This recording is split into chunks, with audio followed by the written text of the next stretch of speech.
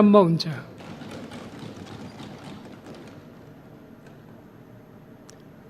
मान्य सदस्यहरू, के छ विषय?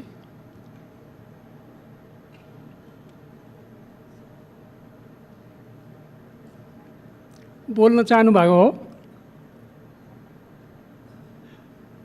मान्य श्री मीन बहादुर विश्वकर्मा। सम्मान्य सभा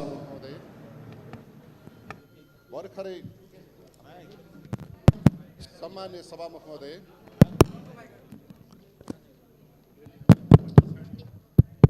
सम्मान्य सभा महोदय, भर्खरै गत ज्येष्ठ 10 गते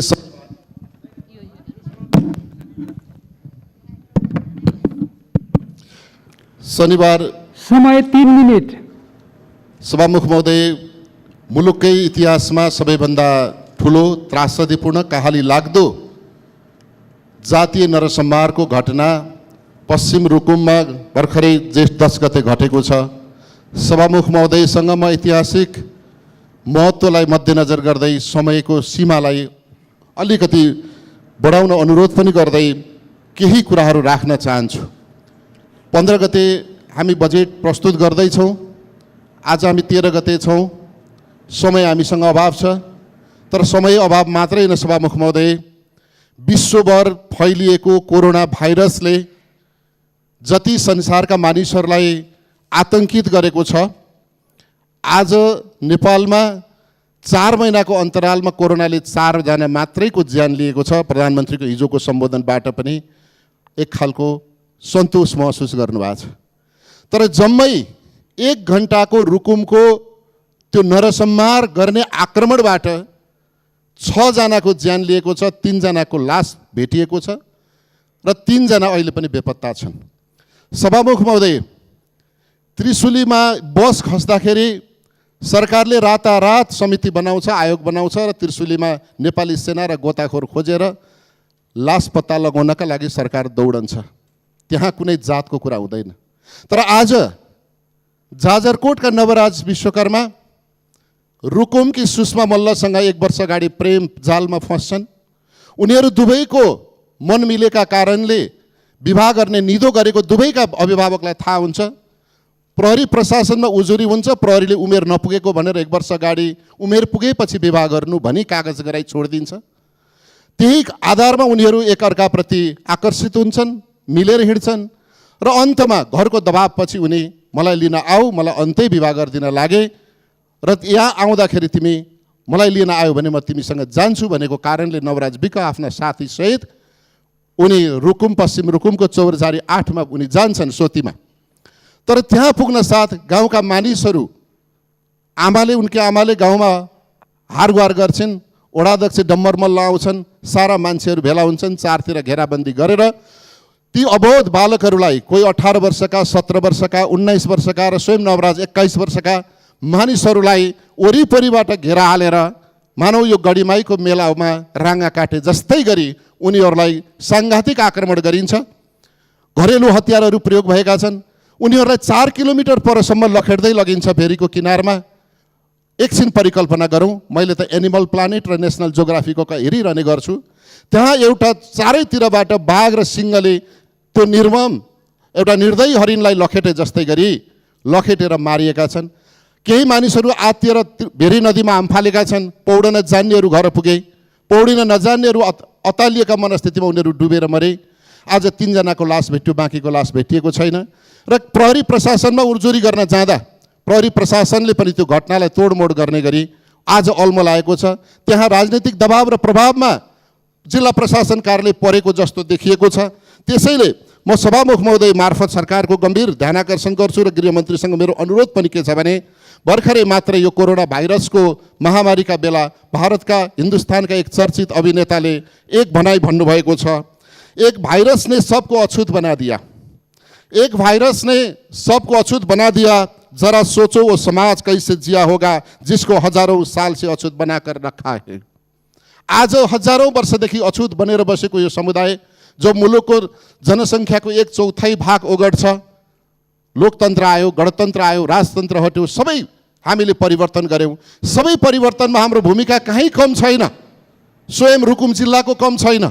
रुकुम जिल्लामा दलितहरूले 500 भन्दा बढी त रुकुम जिल्लाकाले मात्रै रगत बगाएका छन्। तर आज जसका लागि रगत बगाइयो तिनीहरूकै दबाव र प्रभावमा एउटा बहुत बालकले प्रेम गरेका नाममा उसले प्रेममा आफू बलिको वेदीमा चढ्नु पर्यो र उनीसँगै हजारौँ मानिसहरू प्रताडित छन् आज रुकुम र जाजरकोटका। त्यसैले सभामुख महोदय, इतिहासको यो कहाली लाग्दो त्रासदीपूर्ण घटनामा सभामुख महोदय मार्फत गृहमन्त्रीले यो संसदमा जवाफ दिन पर्यो र जवाफ मात्रै दिएर हुँदैन। सभामुख महोदय, यो संसदले यो ऐतिहासिक रूपमा घटेको कहाली लाग्दो घटनालाई यो एउटा जातीय रूपले नरसंहार गर्ने, जसलाई जेनोसाइड भन्छ अन्तर्राष्ट्रिय महासन्धिमा, हामी जातीय भेदभाव तथा छुवाछुत विरुद्धको अभिसन्धिमा हामी पक्ष राष्ट्र छौँ। हामीले संविधान जारी गरेका छौँ। हामीले जातीय भेदभाव तथा छुवाछुत कसुर सजाय ऐन 2068 जारी गरेका छौँ।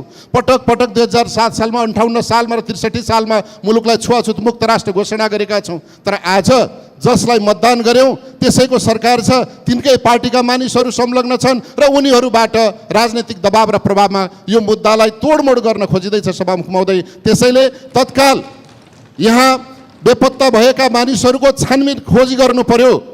मृतकका परिवारहरूलाई क्षतिपूर्ति राहतको कुरा गर्नुपर्ने छ।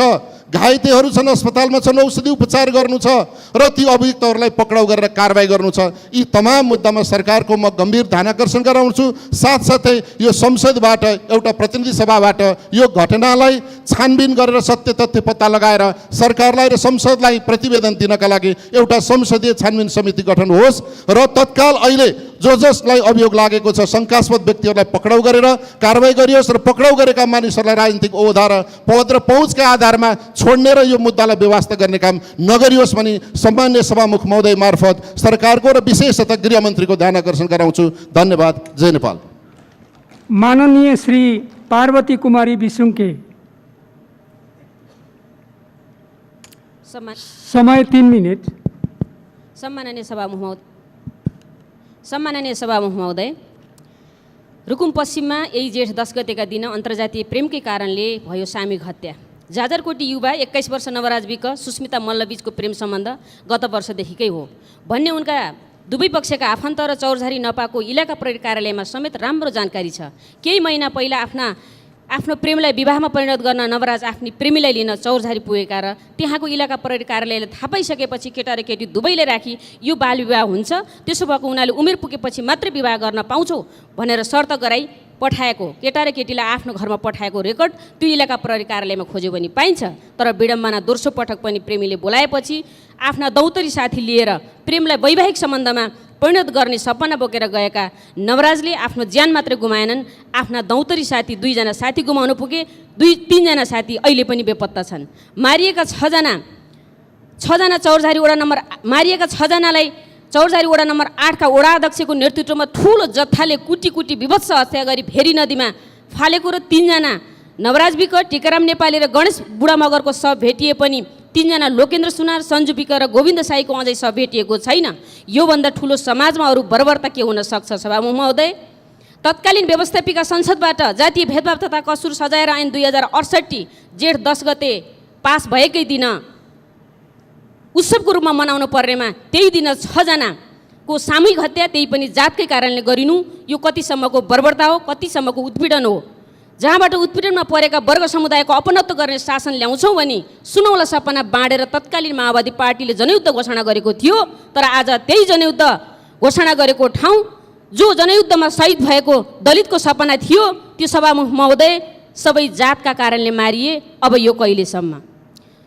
दुवैको हितचित्त मिलेर प्रेमिकाले आऊ भनेपछि प्रेमिकाको आग्रहलाई स्वीकार गरी उनी आफ्नी प्रेमीलाई बेहुली बनाउँछु भन्नु, मन मिल्ने दौतरीसँगै बस्ने प्रण गर्नु महापाप हो। सभामुख महोदय, अन्तर्जातीय प्रेमकै कारणले जाजरकोटको नवराज विक जस्ता कति दलित मारुनु पर्छ? अब धादिङमा मारिएका काभ्रेका अजित मिजार जसको मुर्दा अहिले पनि टिचिङ अस्पताल महाराजगञ्जमा, त्यो मुर्दाले न्यायको पर्खाइमा छ, त्यो मुर्दा अहिले पनि न्यायको पर्खाइमा बसिराखेको छ। रूपन्देही दलित महिलाले अन्तर्जातीय विवाह गरेकै कारण यही 10 गते उनलाई हत्या गरी रुखमा झुन्ड्याइएको छ। चिया पसल छोएको न्युमा, चिया पसलको चुलो छोएको न्युमा दलित जनप्रतिनिधिले आत्मसम्मानका लागि बोलेको न्युमा छोराले अन्तर्जातीय विवाह गरेकै कारण बाबुको हत्या हुनु कहिलेसम्म? अब कति अजित मिजार जस्ता अन्तर्जातीय प्रेमकै कारण मारिएका मुर्दाले अब अस्पतालको मुर्दा हल भर्नु पर्दछ सभामुख महोदय। कति दलितले अब कुटी कुटी मारिनुपर्छ, विभत्स हत्या हुनुपर्छ, नदीमा बगाइनुपर्छ। धरानमा 4 जनाबाट बलात्कृत भएकी 13 वर्षीय बालिका जसको गर्भमा 5 महिनाको बच्चा छ। मोरङकी 14 वर्षीय बालिका बलात्कृत भएकी छन्। त्यसै गरी पोखराका मोहन सुनारले भाइको क्रिया गर्न सार्वजनिक क्रियापूर्ति भवन पाएका छैनन्।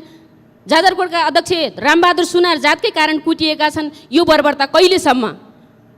म त्यसै कारण भन्दछु, यो सबै घटनाले उग्र रूप लिएको हुनाले यी सबै घटनाको सम्प्रेषण गर्ने संयन्त्र गृह मन्त्रालयमा छ कि छैन सरकारको? त्यसो भएको हुनाले यस घटनालाई धेरै अविलम्ब नगरी, गृहमन्त्रीज्यूले यो कुरालाई धेरै अविलम्ब नगरी 60 लाख दलितले तपाईँको जवाफ पुरेर बसेका छन्। त्यसो भएको हुनाले यसलाई अविलम्ब नगर्नु हुन म अनुरोध गर्दछु। अन्तर्जातीय प्रेम गर्नु सजाय भनेको मारिनु हो सभामुख महोदय। मैले 1 मिनट मात्र सभामुख महोदयको समय मागे। त्यसो भएको हुनाले यो जतिको मानव सभ्यतामाथिको अमानवीय र बर्बरता के हुन सक्छ? हामीले कस्तो व्यवस्था ल्यायौँ? हामीले रगत बगाउनुको मूल्य के थियो सभामुख महोदय? होइन भने अब यो सरकारले यस्ता घटना ठुलो हेरेर बसिराख्ने कि यसलाई चाहिँ यी घटनालाई चाहिँ समाधान गर्न सरकारले चाहिँ आफ्नो कदम चाल्ने? त्यसो भएको हुनाले पनि म के भन्न चाहन्छु त भन्दा अब हामीले ब्राह्मणवाद अथवा हामीले मन्त्र होइन, हामीले शास्त्र होइन घोटाउने, अब कानुन घोटाउँ सभामुख महोदय। सामन्तवाद घोटाउने होइन, अब समाजवाद घोटाउँ।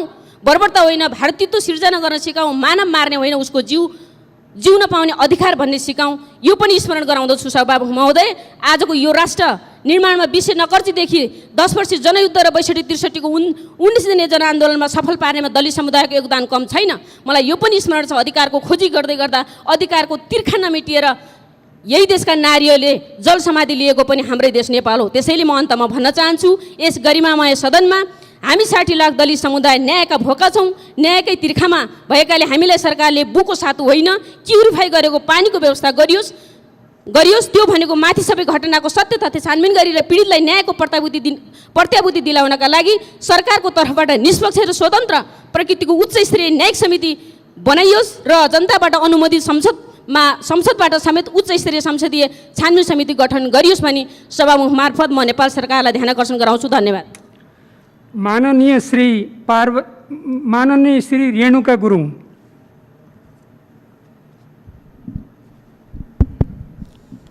सम्माननीय सभामुख महोदय, कर्णाली प्रदेश जिल्ला जाजरकोट भेरी नगरपालिका वडा नम्बर 4 राणागाउँ निवासी मुहान विकको छोरा वर्ष 21 को नवराज विश्वकर्मा र जिल्ला रुकुम पश्चिम चौरजहारी नगरपालिका वडा नम्बर 8 सोती निवासी बुबा वीरबहादुर मल्लकी छोरी वर्ष 18 की सुषमा मल्ल बीचको प्रेम सम्बन्ध कायम भई वैवाहिक सम्बन्ध कायम गर्न भनी साथीहरूसहित केटी पक्षको घरमा आउँदै गर्दा सोही पक्षको आक्रमण परि नवराज विश्वकर्मा र निजको साथी जिल्ला रुकुम पश्चिम चौर जहारी नगरपालिका वडा नम्बर 1 निवासी सुरेन्द्र विश्वकर्माको छोरा वर्ष 21 को टीकाराम विश्वकर्माको मृत्यु भई निजहरूको शव ठुलोभेरी नदी किनाराको छेरा भन्ने स्थानमा भेटिएको र अन्य 5 जना बेपत्ता र केही व्यक्तिहरू घाइते हुने गरी यही मिति 2077 2/10 गते दिउँसो 3 बजेको समयमा भएको निष्कृष्ट बर्बरता र निर्मम हत्याले हामीलाई स्तब्ध गराएको छ। दुःखको यस घडीमा मृतकप्रति भावपूर्ण श्रद्धाञ्जलीसहित शोकाकुल परिवारजनप्रति गहिरो संवेदना व्यक्त गर्दछौँ। साथै यस्तो अमानवीय निन्दनीय र सुनियोजित घटनाको निष्पक्ष एवं स्वतन्त्र छानबिनको लागि उच्च स्तरीय छानबिन समिति गठन गर्न र घटनाको स्थलगत अवलोकन गरी अनुसन्धान गर्न राष्ट्रिय मानव अधिकार आयोग र राष्ट्रिय दलित आयोग लगायत सबै निकायहरूलाई अनुरोध गर्दछु। सबै घाइतेहरूको गुणस्तरीय र प्रभावकारी उपचार, बेपत्ता भएकाहरूको स्थिति यथाशीघ्र सार्वजनिक गरी सो घटनामा परि ज्यान गुमाउनु भएका सबैलाई सांस्कृतिक रूपान्तरण अभियानको सहित घोषणा गर्नु हुन सहमुखज्यू मार्फत अनुरोध गर्दछु। नेपाल सरकारलाई धन्यवाद। माननीय गृहमन्त्रीले सार्वजनिक महत्त्वको विषयमाथि बोल्नका लागि समय माग गर्नुभएको छ। म अब उहाँलाई समय दिन्छु।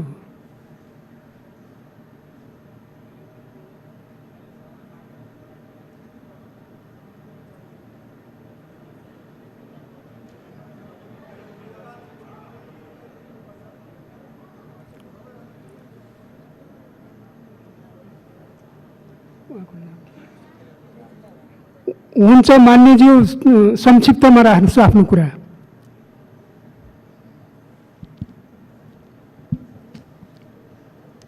सभामुख महोदय,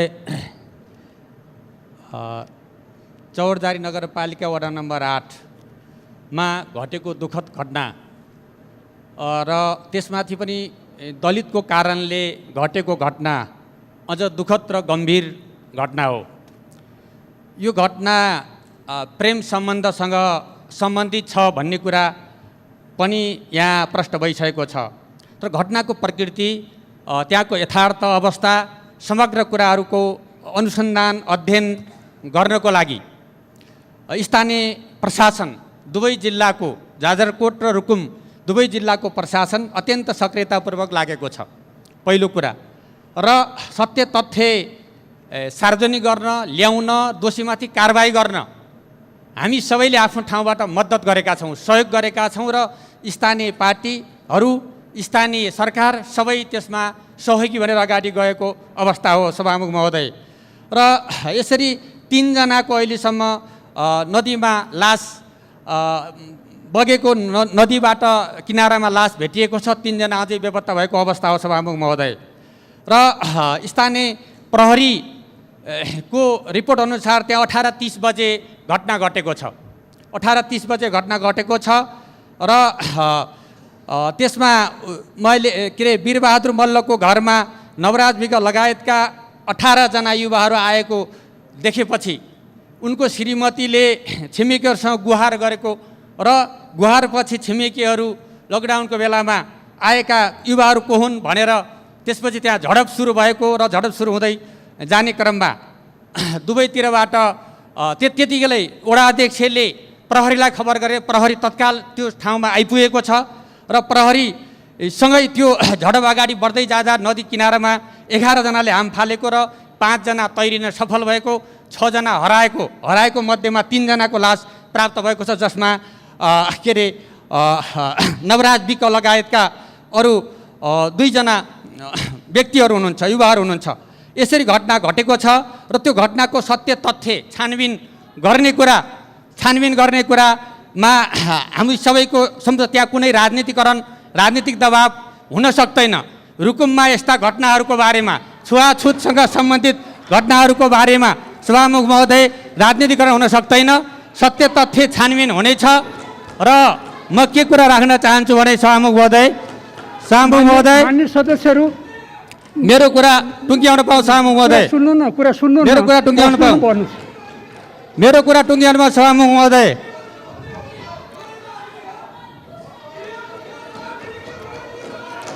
मैले जिल्लाको जनप्रतिनिधिको हैसियतले त्यहाँको घटनाको विवरणबारे मैले राख्न पाउनुपर्छ सभामुख महोदय।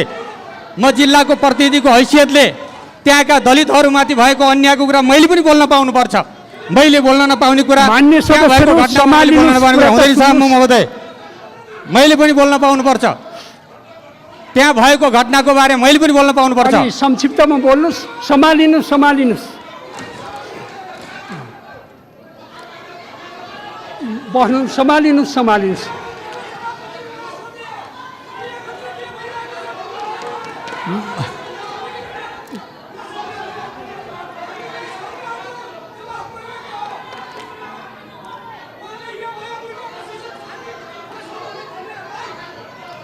ठिक छ, उहाँको भनाइ टुङ्ग्याउन दिनुहोस्, सम्हालिनुहोस्, बस्नुहोस्। सभामुख महोदय, त्यहाँ 12 जना अहिले प्रहरीले गिरफ्तार। म त्यहाँको त्यस क्षेत्रको सांसद भएको नाताले त्यहाँको अवस्थाको बारेमा यो मैले यहाँ राख्नु मेरो आफ्नो अधिकारको कुरा हो सभामुख महोदय। म त्यहाँको जनप्रतिनिधि हुँ, त्यहाँका दलितहरूको जनप्रतिनिधि हुँ, म त्यहाँको जनताको जनप्रतिनिधि हुँ। मैले राख्न पाइँदैन, घटनाको बारेमा मैले राख्न पाइँदैन। यो कुन नियमावली छ सभामुख महोदय? सभामुखले दिएको समयमा बोल्दै गर्दा आपत्ति गर्ने कुन नियमावली छ सभामुख महोदय? मान्य सदस्यहरू अहिले बस्नुहोस्। यसलाई यो निकै गम्भीर घटना हो। यसको तपाईँहरूले बोलेपछि मेरो गम्भीर ध्यान आकर्षण भएको छ। उहाँको भनाइ टुङ्ग्याउन दिनुहोस्। हजुर,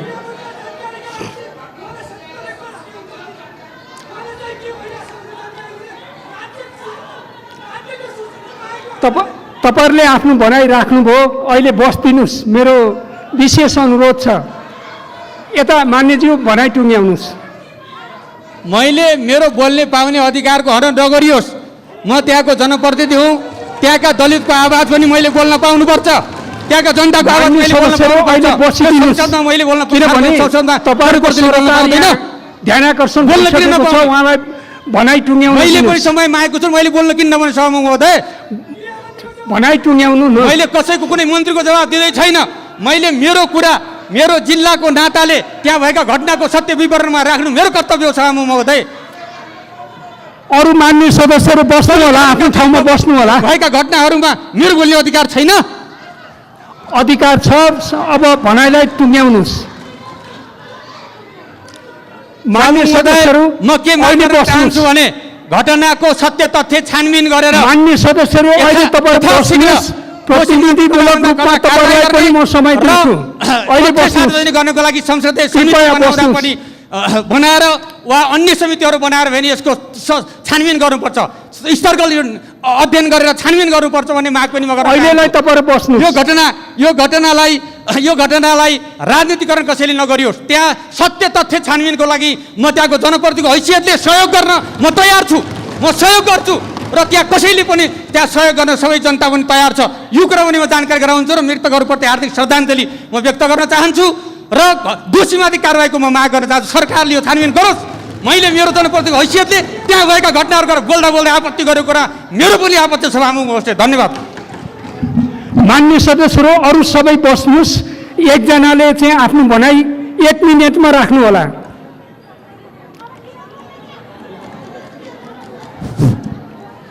सम्मान्य सभामुख महोदय, हामीले आज यो संसदमा माननीय गृहमन्त्रीको जवाफ मागेका छौँ। हामी पनि सूचनामा छौँ त्यो जिल्लाका प्रहरी प्रशासनसँग 2टा जिल्लाको सिडिओको नेतृत्वमा 2 जिल्लाको डिएसपीको नेतृत्वमा गरेको छानबिनलाई यो संसदलाई मान्य होइन। यो अन्तर्राष्ट्रिय जगतकै आज नेपाली हाम्रो हरेक परिवर्तन क्रान्तिलाई चुनौती दिने अपराध हो। मानव जातिमाथि भएको विवत्स हत्या हो। यो सिङ्गो नेपालको दलित आन्दोलनका विरुद्धमा छ। हाम्रो कुनै आपत्ति होइन। मान्य सांसदज्यूहरूले आफ्नो जिल्लाका बारेमा बोल्न पाउनुहुन्छ, आफ्नो मत राख्न पाउनुहुन्छ, आफ्नो दृष्टिकोण राख्न पाउनुहुन्छ। जिल्ला भएका कारणले, पूर्व गृहमन्त्री भएका कारणले उहाँलाई सूचना पनि होला। त्यो भोलि छानबिनको क्रममा हुन्छ। गृहमन्त्रीज्यूसँग के सूचना छ त्यो कुरा संसदलाई जानकारी पाउँ भनेर हामीले अनुरोध मात्रै गरेका हौँ। हामीलाई थाहा छ 2टा गृहमन्त्री जाजरकोट र त्यसै गरी पश्चिम रुकुमको 2टा गृहमन्त्री मिलेर त्यो घटनालाई त्यही लेभलमा पुर्याउँदैछन् भन्ने कुरा हामीले पनि सूचना पाएका छौँ। तर हामीले पहिला गृहमन्त्रीको जवाब चाहेका छौँ। त्यसपछि फर्दर कदम हामी अगाडि बढाउँछौँ सभामुख महोदय। तसर्थ यो घटनाको सत्य तथ्य छानबिनका निम्ति मान्य सदस्यहरू बसौँ। यहाँ मान्य गृहमन्त्रीज्यू आउनु भएको छ, उहाँले बोल्नुहुन्छ। उहाँको भनाइहरू सुनौँ, सम्हालिनुहोस्। सबै मान्य सदस्यहरूलाई मेरो विशेष अनुरोध के छ भने सम्हालिनुहोस् र मान्य गृहमन्त्रीको भनाइ सुन्नुहोस्। मैले गृहमन्त्रीलाई बोल्नका लागि समय दिन सुरु गरिसकेको छु। त्यसकारण म सबै मान्य सदस्यहरूलाई विनम्रतापूर्वक अनुरोध गर्छु कि तपाईँहरू बस्नुहोस्, सम्हालिनुहोस्।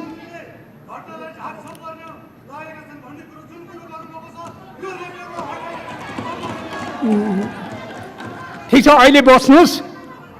मान्य गृहमन्त्रीले सार्वजनिक महत्त्वको विषयमाथि बोल्नको लागि समय माग गर्नुभएको छ। अब म उहाँलाई समय दिन्छु।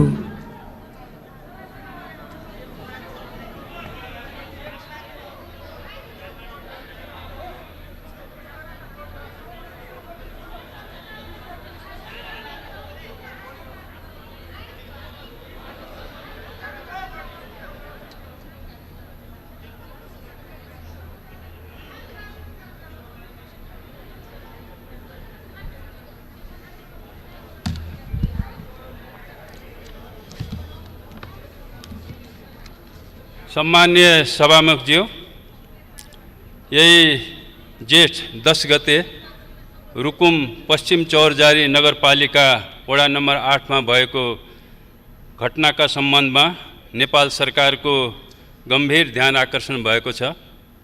उक्त घटनाप्रति दुःख व्यक्त गर्दै मृतकका परिवारमा संवेदना प्रकट गर्दछु। साथै घटनाका सम्बन्धमा हालसम्मको विवरण सम्मानित सदन समक्ष पेश गर्ने अनुमति चाहन्छु। जिल्ला रुकुम पश्चिम चौरजारी नगरपालिका 8 औँला बस्ने वीरबहादुर मल्लकी को छोरी 17 की सुषमा मल्ललाई भगाई ल्याउनको लागि जिल्ला जाजरकोट भेरी नगरपालिका 4 बस्ने मोहन विकको छोरा वर्ष 21 को नवराज विक सहित 19 जनाको समूह मिति 77 जेठ 10 गते बेलुका 6:30 बजे सोती पुगेका थिए।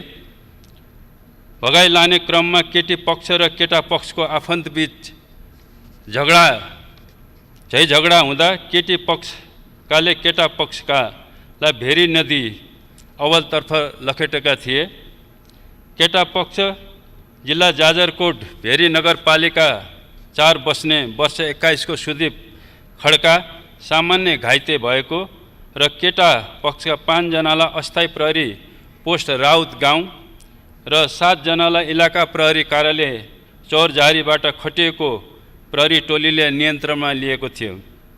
हालसम्म फेला परेका शवहरू पोस्टमार्टमको लागि जाजरकोट अस्पतालमा राखिएको छ। जेठ 10 गते राति 10 बजे निज नवराज विकको शव जिल्ला जाजरकोट भेरी नगरपालिका 4 स्थित भेरी नदीको बीच भागमा फेला परेको।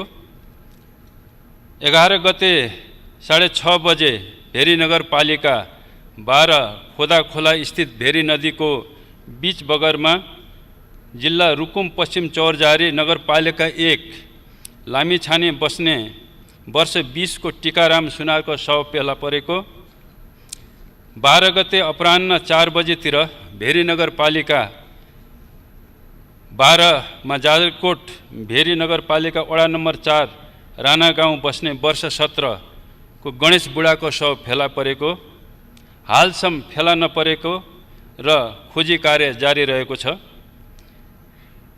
जिल्ला जाजरकोट भेरी नगरपालिका वडा नम्बर 11 को लोकेन्द्र सुनार वर्ष 18, ऐजन को गोविन्द साई वर्ष 17,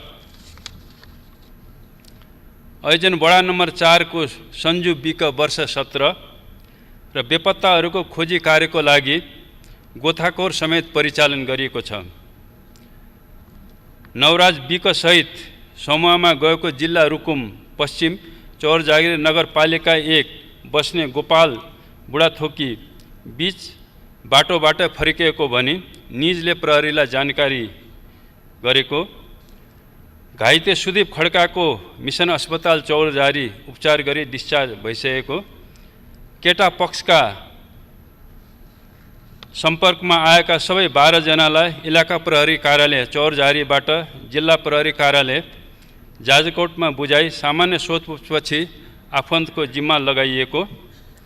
केटी पक्षका ऐजन 8 बस्ने वर्ष 40 को वीरबहादुर मल्ल युवतीको बुवा, प्रकाशी मल्ल युवतीकी आमा, सुषमा मल्ल युवती, वडा अध्यक्ष डम्बर मल्ल, प्रत्यक्ष घटनामा संलग्न भनिएका सन्तोष मल्ल, मोहन पुन मगर, रमेश मल्ल सहित 12 जनालाई प्रारम्भिक अनुसन्धान र सोधपुछको लागि प्रहरी नियन्त्रणमा लिएको छ। सामाजिक सद्भाव, जातीय सद्भाव कायम राख्न, शान्ति सुरक्षाको स्थितिलाई मजबुत बनाइराख्न जिल्ला प्रशासन कार्यालय जाजरकोट र रुकुम पश्चिम बीच समन्वयात्मक ढङ्गबाट काम भइरहेको छ।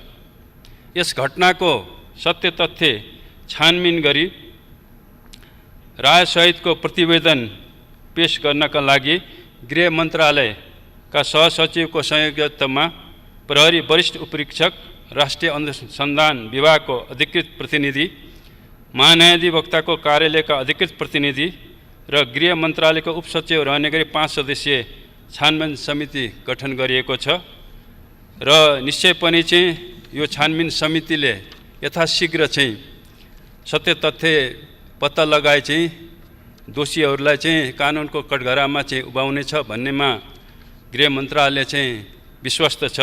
म यो सम्मानित सदनलाई चाहिँ जुन यो दुःखद घटना भएको छ जसले चाहिँ सिंह राष्ट्रलाई नै चाहिँ स्तब्ध तुल्याएको छ र दोषीहरूलाई कानुनको कठघरामा ल्याउन र उनीहरूलाई कडाभन्दा कडा चाहिँ सजाय दिनको निम्ति म प्रतिबद्धता जाहेर गर्दछु। धन्यवाद।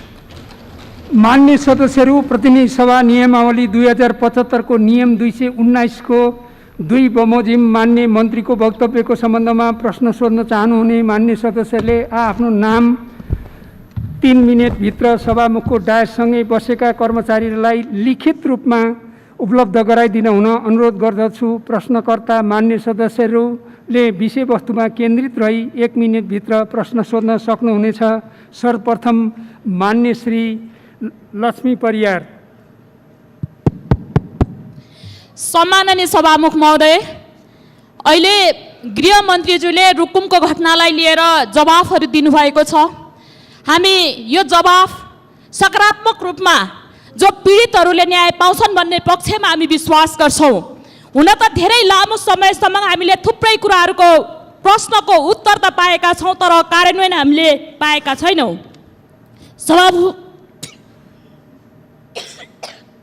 सभामुख महोदय, अहिले मान्य गृहमन्त्रीज्यूले वडा अध्यक्ष सहित छानबिनमा पक्राउमा परेका छन् भन्नुभयो, तर हामीलाई सुन्नमा आएको छ अहिले वडा अध्यक्ष निस्केका छन्। उनलाई किन छोडियो? अपराधीहरूलाई जोगाउनको लागि जनप्रतिनिधिहरू किन जनप्रतिनिधिलाई चाहिँ छोड्नुपर्छ भन्ने छ। त्यो अपराधीलाई जोगाउनको लागि किन सरकारले जोगाइराखेको छ, यसको उत्तर चाहन्छु। धन्यवाद।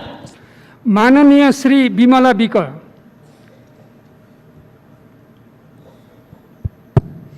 सामान्य सभामुखज्यू, मान्य गृहमन्त्रीजीले जुन प्रतिबद्धता जाहेर गर्नुभएको छ यसको लागि उहाँलाई म धेरै धेरै धन्यवाद दिन चाहन्छु।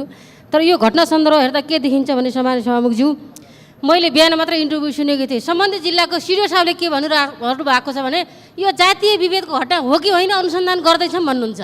सम्बन्धित नगरपालिकाको मेयर साहबले के भन्नुहुन्छ भने यो जातीय विभेदको घटना हो कि होइन हामी अनुसन्धान गर्छौँ, कसैले यसलाई जातीय विभेदको भनेर अतिरञ्जित गर्यो भने हामीलाई असह्य हुन्छ भन्नुहुन्छ। भनेपछि भन्न खोजेको के हो सामान्य सभामुखज्यू, यो कुनै पनि हालतमा अरू कुनै हिसाबले तोडमोड गर्न नमिल्ने घटना हो भन्ने कुरा मलाई लागिरहेको छ। अर्को हिसाबले अघि पूर्वोक्त मान्यज्यूले पनि भन्नुभयो नदीमा हाम फालेका मान्छेहरू भन्ने सन्दर्भको कुरा आयो, तर प्रत्यक्ष घाइतेहरूले अहिले के भनिरहनु भएको छ भने केही साथीहरू नदीमा हाम फाल्यौँ, हामीलाई माथिबाट ढुङ्गा हानियो, माथिबाट लाठी हानियो, माथिबाट विभिन्न खालको हतियारहरू प्रयोग गरेर मृत्यु भएको भन्ने कुरा घाइते भएका मध्येबाट भनिरहनु भएको छ। भनेपछि म यहाँहरूलाई सम्मानित सदनमा के कुरा अनुरोध गर्न चाहन्छु भने यो घटना अरू कुनै पनि हिसाबले नभएर विशुद्ध रूपमा जातीय विभेदका आधारले भएको घटना हो। यसलाई त्यही मर्मका साथ अगाडि लानुपर्छ। राज्यले यसमा शुद्ध संवेदनशीलता कायम गरिरहनुपर्छ। आज संसद मात्र होइन सिङ्गो संसारले हामीलाई हेरिरहेको छ कि नेपालले। माननीय श्री देवप्रसाद तिमल सेना। सम्मानीय सभामुख महोदय, भर्खर रोल्पाको घटनाको बारेमा त गृहमन्त्रीज्यूले जवाफ दिनुभयो। त्यस्तै रौतहटमा पनि 2077 साल 9 गते राति 12 बजे 12:30 बजे मोहम्मद अफ्ताब आलमको घरमा र शेख फजिले हकको घरमा गुन्डाको शैलीमा 40-50 जना को गयो थाहा छैन। त्यहाँको चाहिँ मेयरले चाहिँ सोद्धाखेरि सिडिओ र एसपीलाई तपाईँहरूको पुलिस कोही आएको छ भन्दा आएको छैन, थाहा छैन। त्यो कहाँबाट गयो? त्यहाँ लुटपाट गरिएको छ, ढोका तोडफोड गरिएको छ। उहाँलाई चाहिँ पूर्व मन्त्री माननीयलाई कारागारमा राखिएको छ, मुद्दाको पूर्वपक्ष हुँदैछ र उहाँको घरमा पाउने 1 बजे तोडफोड गरेर बुढापाका 70 वर्ष 80 वर्षको मान्छेलाई कुटिएको छ। नवीन बन्नीको घरमा उहाँको श्रीमतीलाई पिटिएको छ र उहाँलाई चाहिँ लुटपाट पनि भएको छ। त्यो अहिलेसम्म मान्य सदस्यहरू, फेरि पनि म विशेष अनुरोध गर्दछु सम्बन्धित घटनामा नै केन्द्रित रहेर प्रश्न सोधिदिनु होला। मान्य श्री नीरा देवी जैरू।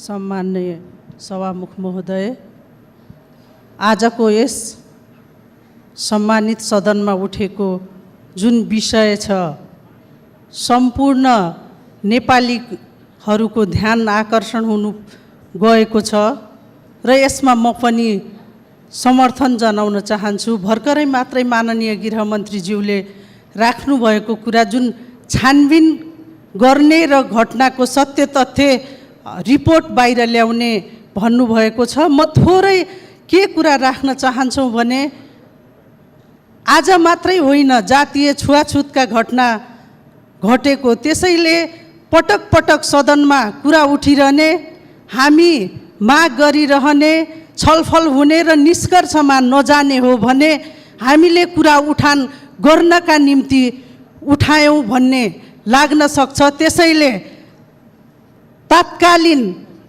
यो सदनमा उठेको कुरालाई माननीय श्री सुजाता परियार।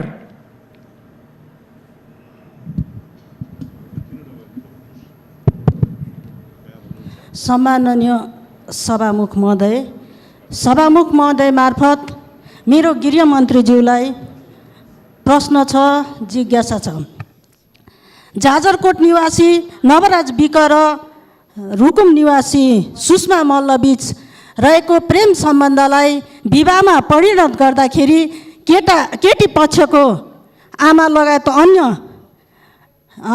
मानिसहरूले कुटपिट गरी हत्या गरेर नदीमा फ्यालिएको छ र उहाँ लगायत अन्य अहिलेसम्म बेपत्ता भएको खबर हामीले पाएका छौँ। तर गृहमन्त्रीले यस विषयमा जवाफ दिनुभयो, चित्तबुझ्दो जवाफ आएको छैन र दोषीलाई कहिलेसम्म पक्रेर कारबाही हुन्छ र तत्काल कारबाही होस् भन्ने कुरा पनि म राख्न चाहन्छु।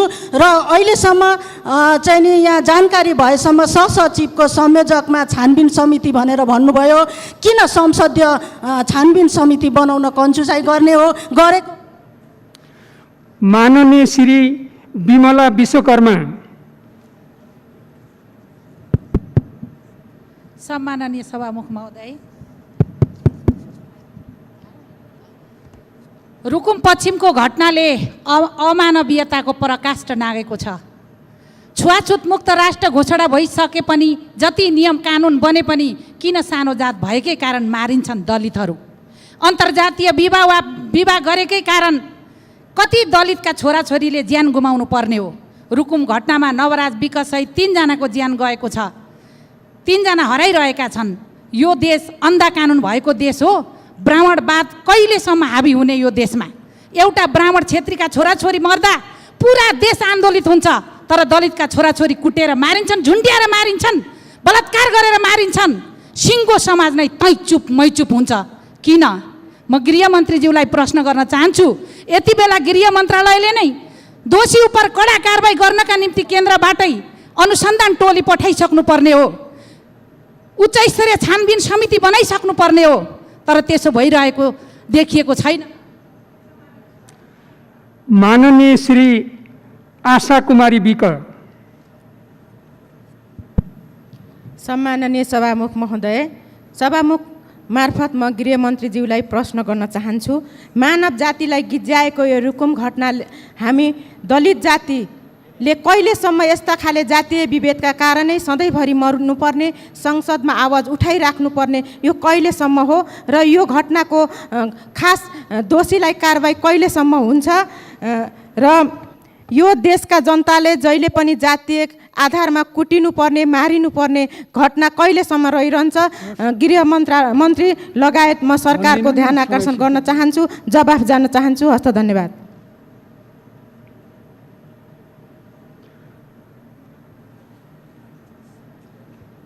मान्य श्री प्रकाश रसाइली स्नेही। सम्मान्य सभामुख महोदय, यो एउटा घटना होइन, अपराध हो। सभामुख महोदय, हामीले गृहमन्त्रीज्यूको जवाफ मागिरहेका छौँ र प्रष्टै हामीले के भनेका छौँ भने संसदीय छानबिन समिति गठन होस्। अझ पनि रुकुम र जाजरकोटका सङ्घीय संसदको सहभागितामा संसदीय छानबिन समिति गठन होस् र त्यो समितिले यसको छानबिन गरोस्। दोस्रो कुरा, स्थानीय वडा अध्यक्ष डम्बर बहादुर मल्लको नेतृत्वमा यो सबै घटना घटेको छ। बिहान मात्रै त्यहाँ प्रहरी प्रमुखसँग सम्पर्क गर्दाखेरि उहाँले किटानी जाहेरी आएको छैन भन्नुभयो। सभामुख, यो संसारलाई थाहा भइसक्यो फौजदारी अभियोग जस्तो कसुरका विषयमा किटानी जाहेरी आउनुपर्ने हामीलाई सूचना प्राप्त भएको छ। घर परिवारका मान्छेलाई प्रेसर गरेर मुद्दा नचलाउनु, थोरैभन्दा थोरै मान्छेलाई थुनेर त्यो 18 जना मान्छेलाई लखेट्ने, 3 जना मान्छे बेपत्ता हुने, 3 जना मान्छेको हत्या हुने, 5 जना मान्छे घाइते हुनका निम्ति कति बल प्रयोग भएको छ त्यो वडाको, चौरधारी वडाको हामी सहजै आकलन गर्न सक्दछौँ। त्यसैले सम्मान्य सभामुख महोदय, शक्तिशाली संसदीय छानबिन समिति, त्यो पनि दुईटै जिल्लाका जनप्रतिनिधिको, सङ्घीय जनप्रतिनिधिको सहभागितामा गठन। माननीय श्री उमाशङ्कर अर्गरिया। सामान्य सभामुख महोदय, अहिले भर्खरै गृहमन्त्रीज्यूले जुन अभिव्यक्ति दिनुभएको छ, उहाँले के भन्नुभयो भने केटाले केटीलाई भगाएर लानुभयो। यसबाट के स्पष्ट हुन्छ? भगाएर लगेको छ केटाले कि प्रेममा दुवैजना मिलेर गएको हो? यथाशीघ्र सदनको ध्यान र हामी उहाँको अभिव्यक्तिबाट मलाई के लाग्यो भनेर कि भगाउनुको अर्थ 3वटा 4वटा हुन्छ। एउटा अपहरणको सिलसिलामा भगाएर जाने हो र एउटा प्रेममा आफू राजी खुसी 2-3 जना जाने हो। त्यो स्पष्ट गृहमन्त्रीज्यूबाट पाऊँ। अर्को, अनुसन्धानको सिलसिला जब सुरुवातै भइराखेको अवस्थामा वार्ड अध्यक्ष छोड्नु कतिको न्यायपूर्वक छ? म स्पष्ट हुन चाहन्छु, गृहमन्त्रीबाट जवाब पाऊँ। माननीय श्री बिन्दा पाण्डे।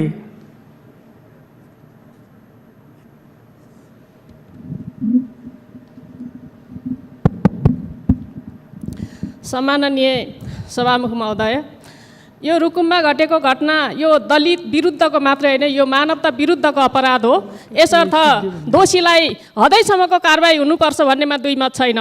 तर म सभामुख महोदयको के ध्यान आकर्षण गर्न चाहन्छु भन्दा, अघि माननीय पार्वती जीले भन्नुभएका जति पनि त्यहाँ घटनाहरू छन्, यो एउटा घटना मात्र होइन, श्रृङ्खलाबद्ध सबै घटनाको छानबिन होस् र त्यसका दोषीहरूलाई कारबाही होस् भन्ने सन्दर्भमा पनि यो आजको यो सदनबाट एउटा निर्देशन होस् भन्ने आग्रह गर्न चाहन्छु। र त्यो बालिका जो छ उसलाई पनि यो अहिलेको प्रेसरले गर्दाखेरि अरू घटना घट्न सक्छ, त्यसको बारेमा यो साइको सोसियल काउन्सिलिङको बारेमा पनि सरकारले ध्यान दियोस्, आग्रह गर्न चाहन्छु। धन्यवाद।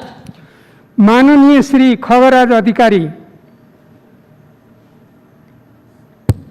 सम्माननीय सभामुख महोदय, मानव सभ्यतालाई गम्भीर चुनौती दिने अपराधिक घटना जो रुकुम, पश्चिम रुकुम र जाजरकोटको सन्दर्भ जोडेर भएको छ, म मृतकहरूप्रति भावपूर्ण श्रद्धाञ्जली अर्पण गर्न चाहन्छु। अपराधीलाई कडाभन्दा कडा कारबाहीको माग गर्न चाहन्छु र यस्ता अपराधहरू कुनै पनि हालतमा दोहोरिन नदिन सरकारको प्रतिबद्धता म चाहन्छु।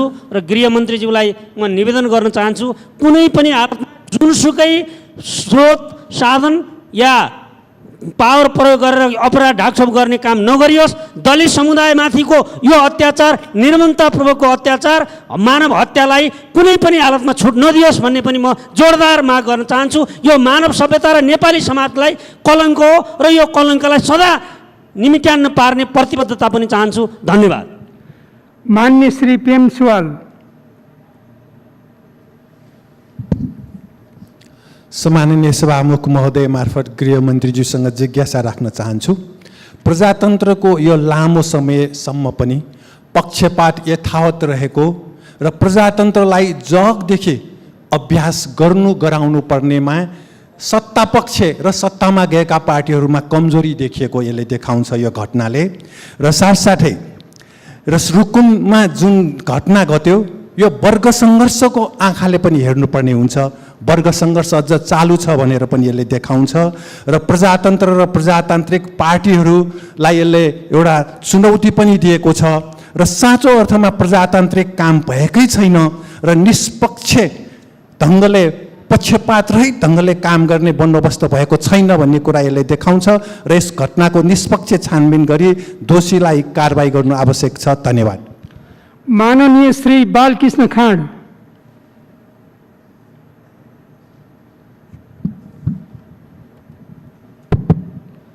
सम्माननीय सभामुखज्यू, हालै रुकुममा घटेको घटना यो अमानवीय अपराध हो। जातीय विभेद, मानवाधिकारको हनन र मानवको जीवनको नै यो समाप्त गर्ने अत्यन्तै गम्भीर अपराध हो र यो अपराधलाई ढाकछोप गर्ने काम नहोस् र र अहिले यहाँ गम्भीरतापूर्वक बहस भइरहेको छ र 18 जना युवाहरू आए केटा पक्षका र कतिजनाले लखटे त उनीहरू खोला तल्नलाई नदीमा हाम फाले हो कि उनीहरूलाई चाहिँ नि भयङ्करै आक्रमण गरेर चाहिँ नि सङ्घातिक आक्रमण गरेका कारणले उनीहरू नदीमा जानु पर्यो।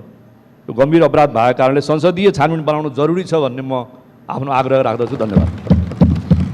माननीय श्री महेश्वर जङ गहतराज। सम्माननीय सभामुख महोदय, देशको कानुन र एउटा सभ्य समाजको मानवीय संवेदनालाई चुनौती दिने र गिज्याउने गरी भएको पश्चिम रुकुमको यस घटनाको जति नै निन्दा र भर्सना गरे पनि कम हुन्छ र यसका अपराधीहरू कोही पनि नछुटोन् र यसको सत्य तथ्य छानबिन गर्नको लागि म सरकारसँग जोरदार माग गर्दछु र खास गरी यो घटनालाई राजनीतिकरण अनुचित राजनीतिकरण नगर्न र अझ त्यसमा पनि माओवादी जनयुद्धसँग नजोड्न पनि म चुनौती दिन चाहन्छु। म त्यही जिल्लाको उपज हुँ, जनसरकारको उपप्रमुख भइसकेको मानिस हुँ, जिल्लाको डिसिएस भइसकेको मानिस हुँ र म पिडमा पारिएको जातिको मानिस पनि हुँ। त्यसैले यो अपराध हो, यो मानवीय अपराधलाई अपराधको रूपमा लिइयोस्, यो जातीय विभेदको रूपमा भएको अपराधलाई त्यही अपराधको रूपमा लिइयोस् र यसको लागि ठोस कदम सरकारले गम्भीर कदम चालोस् र यसलाई अरू बढी राजनीतिकरण गर्ने र यसलाई ओझेल पार्ने काम प्रतिपक्षीमा। मान्य श्री देवेन्द्र राज कणेल। सभामुख महोदय, नवराज विक आफ्ना साथीहरूको साथ आफ्ना प्रेमिका कहाँ जान्छन् र प्रेमिकाको आमाले थाहा पाएपछि हार गुहार गर्छिन् र वडा अध्यक्षको नेतृत्वमा गाउँलेहरू आइलाग्छन्। ढुङ्गा मुढा गरेर 3 जनाको हत्या गरिन्छ र बाँकीलाई बाध्य गरिन्छ फेरीमा हाम फाल्नलाई। म गृहमन्त्रीजीसँग प्रश्न गर्न चाहन्छु, के बाध्य गराउनु त्यो पनि हत्या हो कि होइन, त्यसलाई कानुनी कारबाही हुन्छ कि हुन्न, त्यो म प्रश्न गर्न चाहन्छु। त्यसकारण चाहिँ मेरो आग्रह के हो भने जुन रूपमा जसरी दलितहरूमाथि जुन किसिमको विभेद भयो, आक्रमण भएको छ, त्यसलाई संसदीय एउटा छानबिन समिति गठन गरेर यसको तथ्य सत्यलाई अगाडि ल्याउनै पर्छ र दोषीलाई कारबाही गर्नुपर्छ भन्ने मेरो माग छ। मान्य श्री मानबहादुर विश्वकर्मा।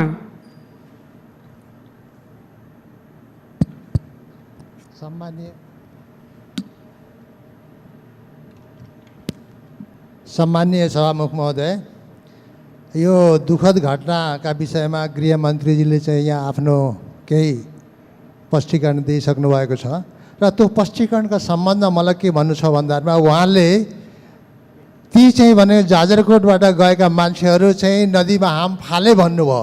हाम फाले मात्रै भनेर चाहिँ यो अपूर्ण शब्द भयो। उनले किन हाम फाले, उसको हाम फाल्नेका कारण के थियो? हामीले पाएका रिपोर्टहरूमा के हो भन्दामा पछाडिबाट ढुङ्गा मुढा गरिएको छ, लाठीले हानिएको छ, उनले चाहिँ अन्तिम अवस्थामा गएर चाहिँ हाम फालेका छन्। त्यो कुरा चाहिँ गृहमन्त्रीको रिपोर्टमा चाहिँ लुकाइएको छ। यसरी चाहिँ लुकाएर र पक्षपात गर्ने काम नगरियोस्, म एउटा निवेदन गर्न चाहन्छु।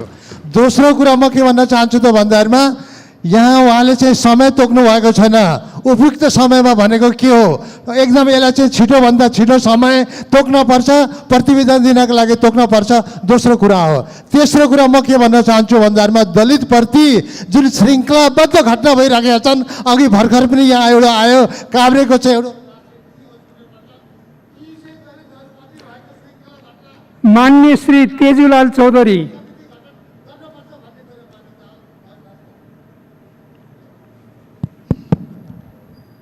सम्मानीय सभामुख महोदय,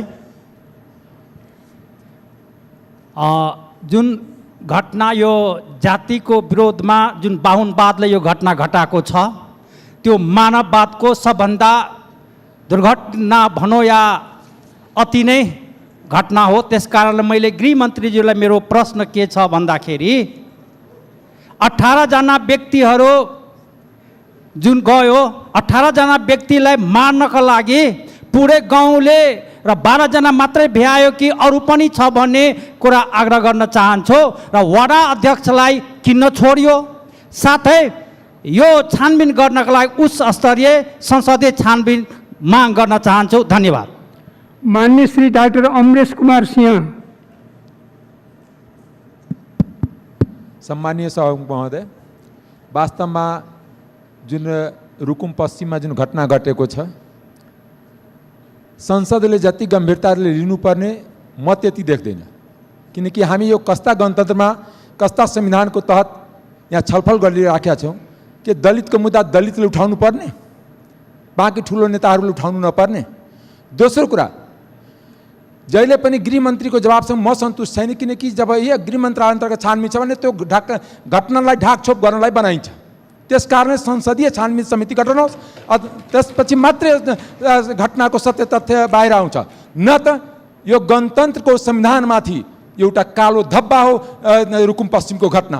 त्यस कारणले हामी संविधानको रक्षा गर्छु गर्दैन, जनताको अधिकारको रक्षा गर्छु गर्दैन, हामी जनतामा समानताको मेसेज दिन्छु कि दिँदैन, यो चुनौती यो संसदको सामने छ। त्यस कारणले यो सभामुखजीको मार्फत म फेरि निवेदन गर्न चाहन्छु, सभामुखजीबाट रुलिङ आउनु पर्यो कि सर्वदलीय संसदीय छानबिन समिति गठन होस्। माननीय श्री सरिता गिरी। सम्माननीय सभामुख महोदय, इस दुर्दांत और दर्दनाक घटना के बाद आज देश भर की दलित समुदाय और न्याय प्रेमी जनता इस संसद के तरफ देख रही है कि संसद किस ढंग से प्रस्तुत होता है।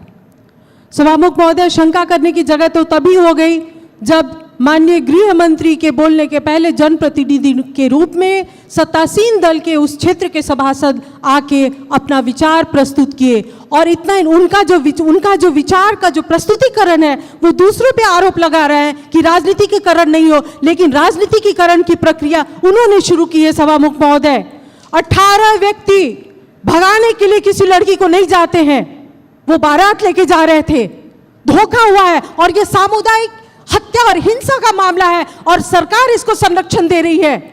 इसीलिए ऐसी घटना की छानबीन जिस ढंग से वड़ाध्यक्ष को छोड़ा गया है, क्या 24 घंटा नहीं होते ही सरकार ने अनुसंधान पूरा कर लिया?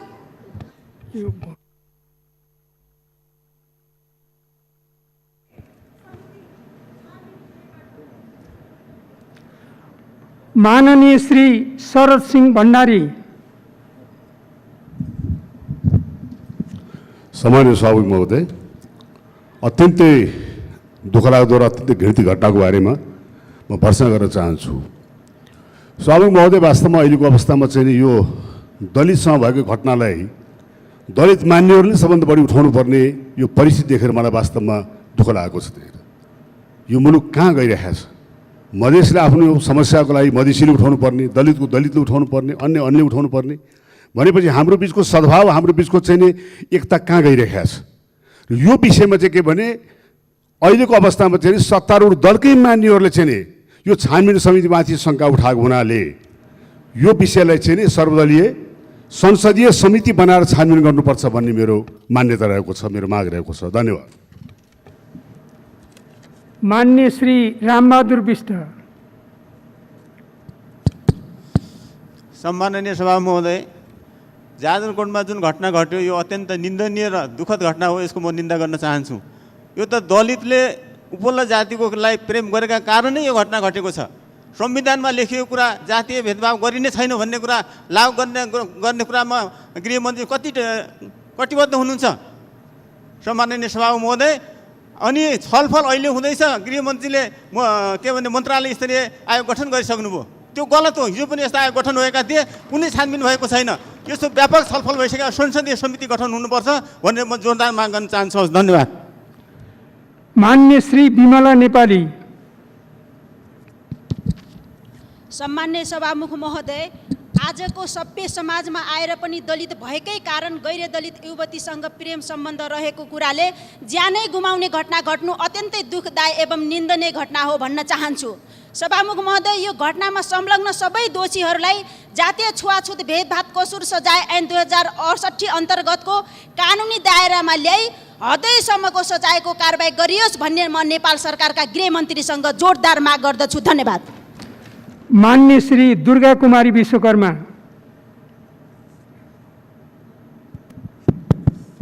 सम्माननीय सभामुख महोदय, रुकुम पश्चिमकै घटनालाई जोड्न चाहे मैले र गृहमन्त्रीज्यूलाई, मान्य गृहमन्त्रीज्यूलाई जवाब सुन्न चाहे। यो घटनाका दोषीलाई घटनामा पीडित हुने मृतक सहित का पीडितलाई क्षतिपूर्ति सहितको न्याय दिने बारे र पीडकलाई आजीवन कारावासको सजाय गर्ने बारे कस्तो सोच बनाउनु भएको छ माननीय गृहमन्त्रीज्यूलाई सोध्न चाहे। अर्को, आगामी दिनमा यस्तै घटना नघट्न दिनको निमित्त नेपाल सरकारले बजेटै छुट्याएर अभियान चलाउने बारेमा के सोच्नु भएको छ, यो सोध्न चाहन्छु। धन्यवाद।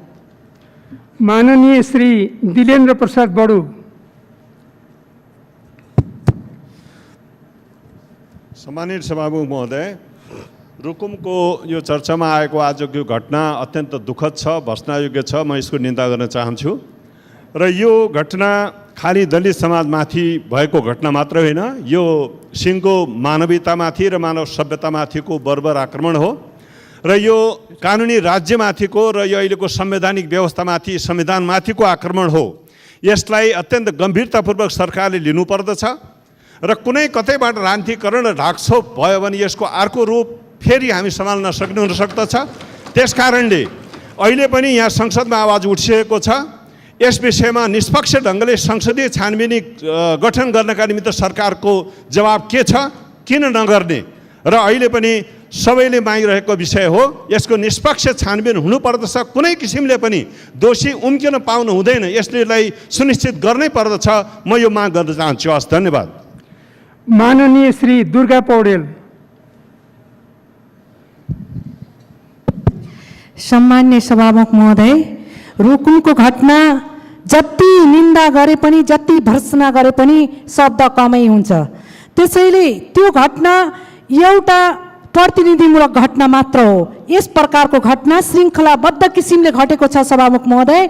त्यसैले यो घटनाको निष्पक्ष छानबिन होस्, सम्बन्धित दोषीलाई हदैसम्मको कडा कारबाही गरियोस्। त्यो कारबाही तत्काल त्यसप्रति आफ्नो कार्यहरू अगाडि बढाइयोस् र छानबिन समिति यति दह्रो किसिमले गरियोस् र छिटोभन्दा छिटो तिनीहरूलाई कठघरामा तानियोस् सभामुख महोदय। यसको निम्ति सम्मान्य सभामुख मार्फत मान्य मन्त्रीज्यूले स्पष्ट शब्दमा यो प्रेम विवाहकै उसमा आएको आक्रमण हो, यसको छानबिन कुन प्रकारले गरिन्छ यसको स्पष्ट जवाब दिनको निम्ति अनुरोध गर्छु। धन्यवाद।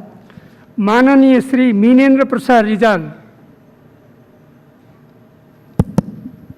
सम्माननीय सभामुख महोदय, यो अत्यन्त घृणित निन्दनीय घटना हो। यसले हाम्रो समाजमा आज पनि रहेको अत्यन्त नराम्रो रोग, जसले घृणाको अपराध फैलाछ, त्यो अपराध हाम्रो देशमा छ। यो सहन सक्दैनौँ भन्ने सन्देश संसदले दिन आवश्यक छ। गृहमन्त्रीले आफ्नो काम गर्नु, सरकारले आफ्नो काम गरोस्, छानबिन होला। तर संसदले अहिले पनि नेपालमा घृणाको अपराध छ, दलितहरूलाई मानिँदैन भन्ने कुरामा एउटा बलियो ठाउँमा उभिन सकेन भने के सन्देश जान्छ सभामुख महोदय? तपाईँको पनि जिम्मा हो। संसदले सन्देश दिन आवश्यक छ। त्यो सन्देश दिने अवसर पनि हो कि नेपालले अब यो सहँदैन भनेर त्यो अनुरोध गर्छु। धन्यवाद। मान्य श्री गोपाल बहादुर बम।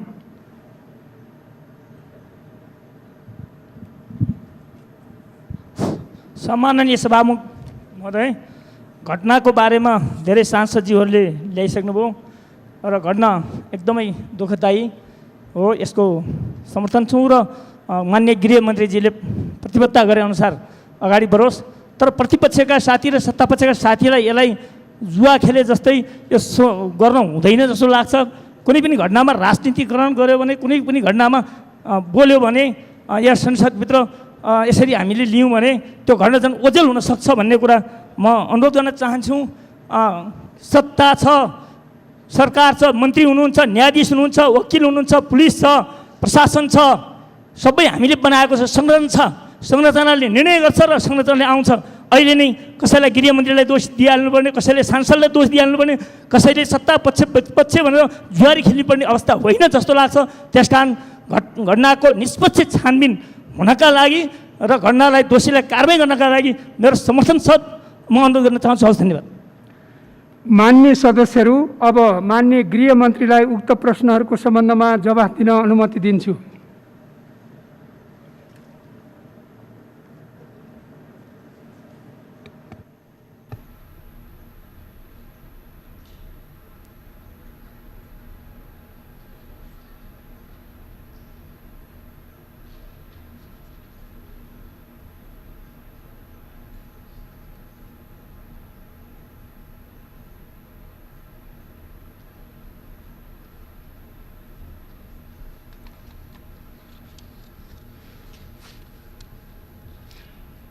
सम्मान्य सभामुखज्यू, जाजरकोट रुकुममा घटेको घटना सम्बन्धी माननीयजीहरूले केही जिज्ञासाहरू, प्रश्नहरू र केही सुझावहरू पनि दिनुभएको छ। त्यसको निम्ति म हार्दिक धन्यवाद दिन चाहन्छु। अब यहाँ केही जिज्ञासाहरू आएकोमा यहाँ कतिपय माननीयजीहरूलाई आएको सूचनामा जो वडा अध्यक्षलाई छोडिएको भन्ने सूचना आएको छ, त्यो के हो भन्ने जिज्ञासा राख्नुभएको छ। हामीलाई त्यो सूचना आइपुगेको छैन। आज बिहानसम्मको सूचनामा वडा अध्यक्ष लगायत 12 जनाहरू अहिले प्रहरी हिरासतमा अनुसन्धानको निम्ति राखिएकै छ। यो हामी बुझौँला चाहिँ यो पछिल्लो उसमा चाहिँ छोडिएको हो भने त्यो हामीसँग त्यो सूचना छैन। र यहाँ केही किटानी जाहेरी पनि नआएको हुनाले कारवाही अगाडि नबढाइएको भन्ने जस्ता कुराहरू त्यहाँको मेयर सिडिओहरूको भनाइ यस्तो आयो भन्ने कुराहरू यहाँ आएको छ। यो विषयमा पनि हामीलाई त्यति जानकारी आएको छैन। अब यहाँ किटानी जारी नभएको भने यहाँ जुन कुरा आइसकेको छ, गृहले चाहिँ यो प्रक्रियाहरू अगाडि बढाइसकेको छ। छानबिनको स्थानीय तहमा पनि चाहिँ जिल्ला तहबाट पनि प्रारम्भिक छानबिन सुरु भइसकेको छ घटना लगत्तै नै चाहिँ।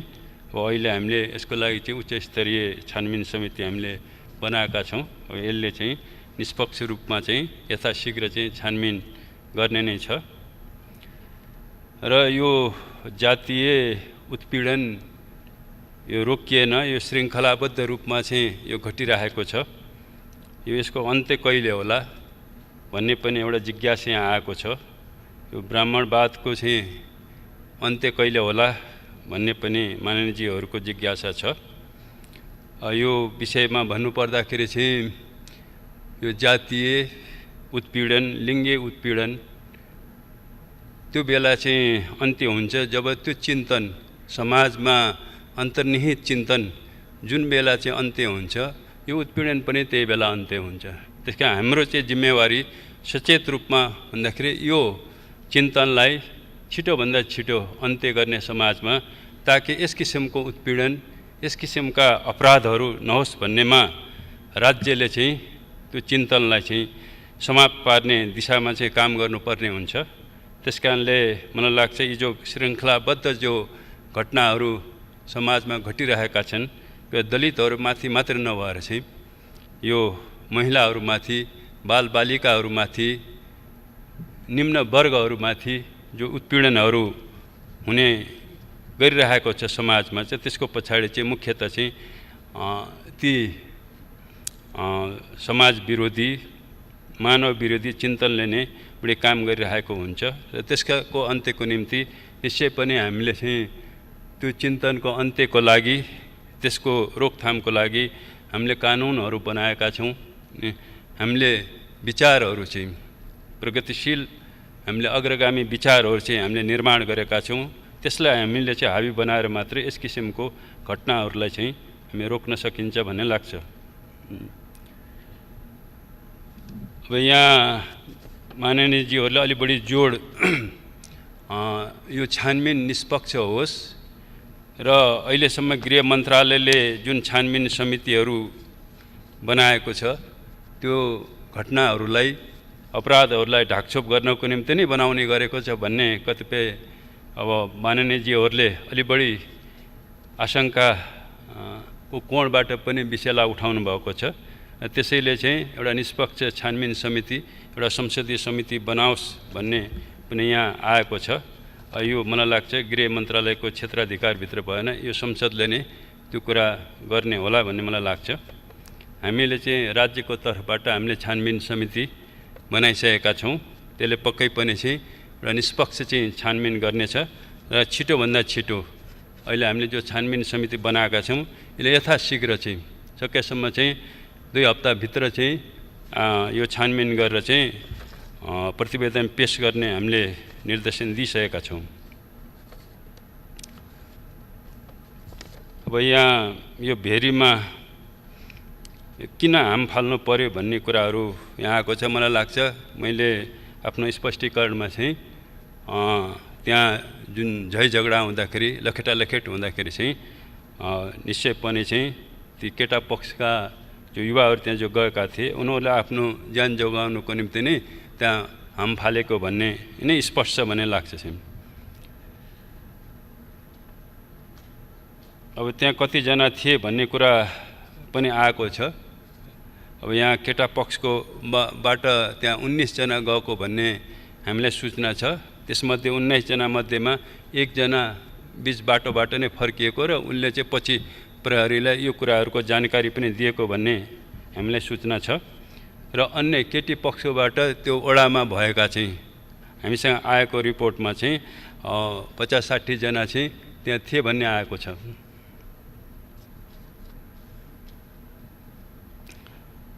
र यहाँ यो सजायको सन्दर्भमा निश्चय पनि राज्यको तर्फबाट अपराधीहरूलाई कडाभन्दा कडा सजाय हुनुपर्छ भन्नेमा हामी स्पष्ट छौँ।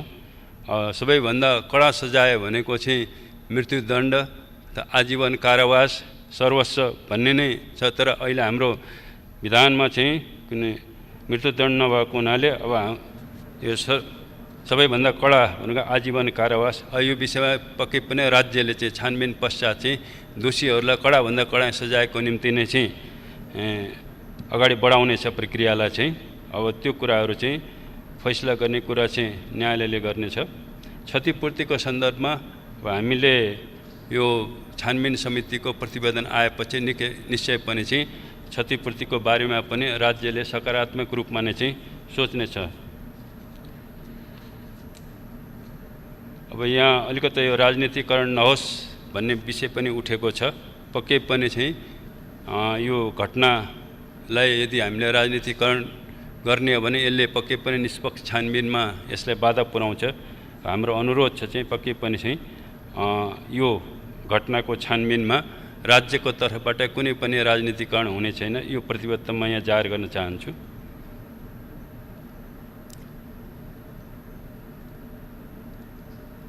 अब यहाँ भगाएर लैजानको निम्ति गएका थिए कि के गर्नको लागि गएका थिए भन्ने प्रश्न पनि यहाँ उठेको छ। यहाँ पक्कै पनि चाहिँ हामी कहाँ आएको सूचनामा चाहिँ केटा पक्षहरू केटीलाई त्यहाँ लिन गएका थिए। किन त्यो उनीहरूको सहमति नभएपछि अभिभावकहरूले चाहिँ त्यो युवतीलाई अन्यत्र नै विवाह गर्ने भइसकेपछि उसले युवकलाई चाहिँ मलाई लिन आऊ भनेर चाहिँ बोलाएको हुनाले युवकहरू गएको भन्ने छ। त्यो कुनै सहमतिमा चाहिँ लिन गएको होइन कि पक्कै पनि चाहिँ असहमति नै त्यहाँ थियो र चाहिँ त्यस कारणले चाहिँ लिएर त्यस कारणले त्यसलाई चाहिँ अब भगाएर भन्दा पनि भने पनि अथवा चाहिँ त्यसलाई चाहिँ केटीलाई युवतीलाई चाहिँ लिनको निम्ति तिनीहरू गएका थिए त्यहाँ।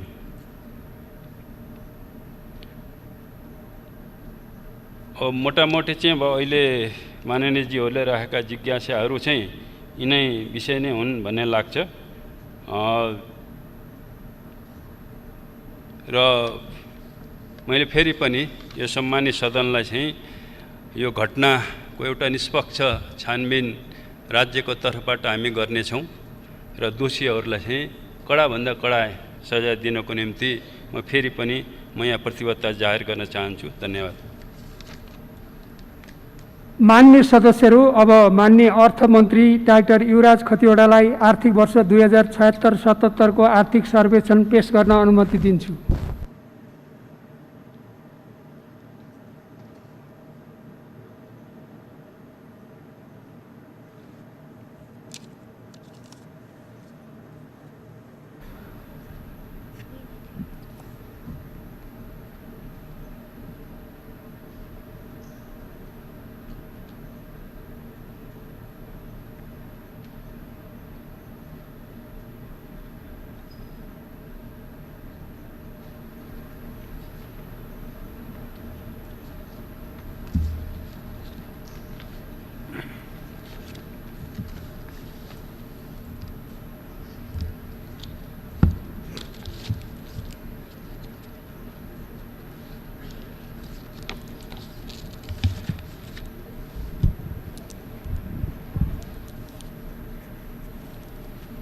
सम्माननीय सभामुख महोदय,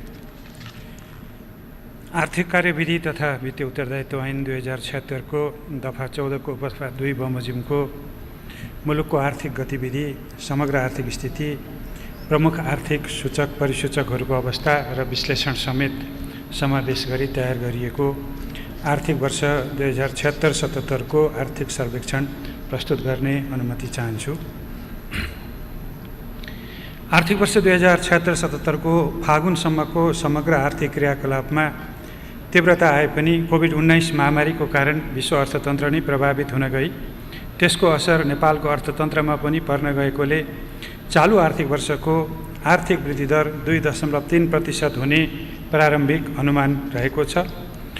पछिल्ला 3 वर्षमा भने औसत आर्थिक वृद्धि दर उत्पादकको मूल्यमा औसत 7% भन्दा माथि रहेको हामीलाई जानकारी नै छ।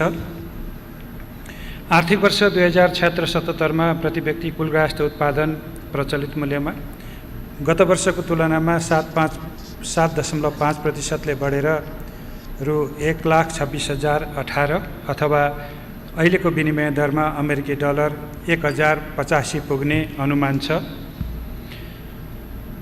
आर्थिक वर्ष 2076-77 मा कुल उपभोग र कुल ग्राहस्थ बचत कुल ग्राहस्थ उत्पादनको अनुपातमा क्रमशः 81.9 र 18.1% रहने अनुमान छ।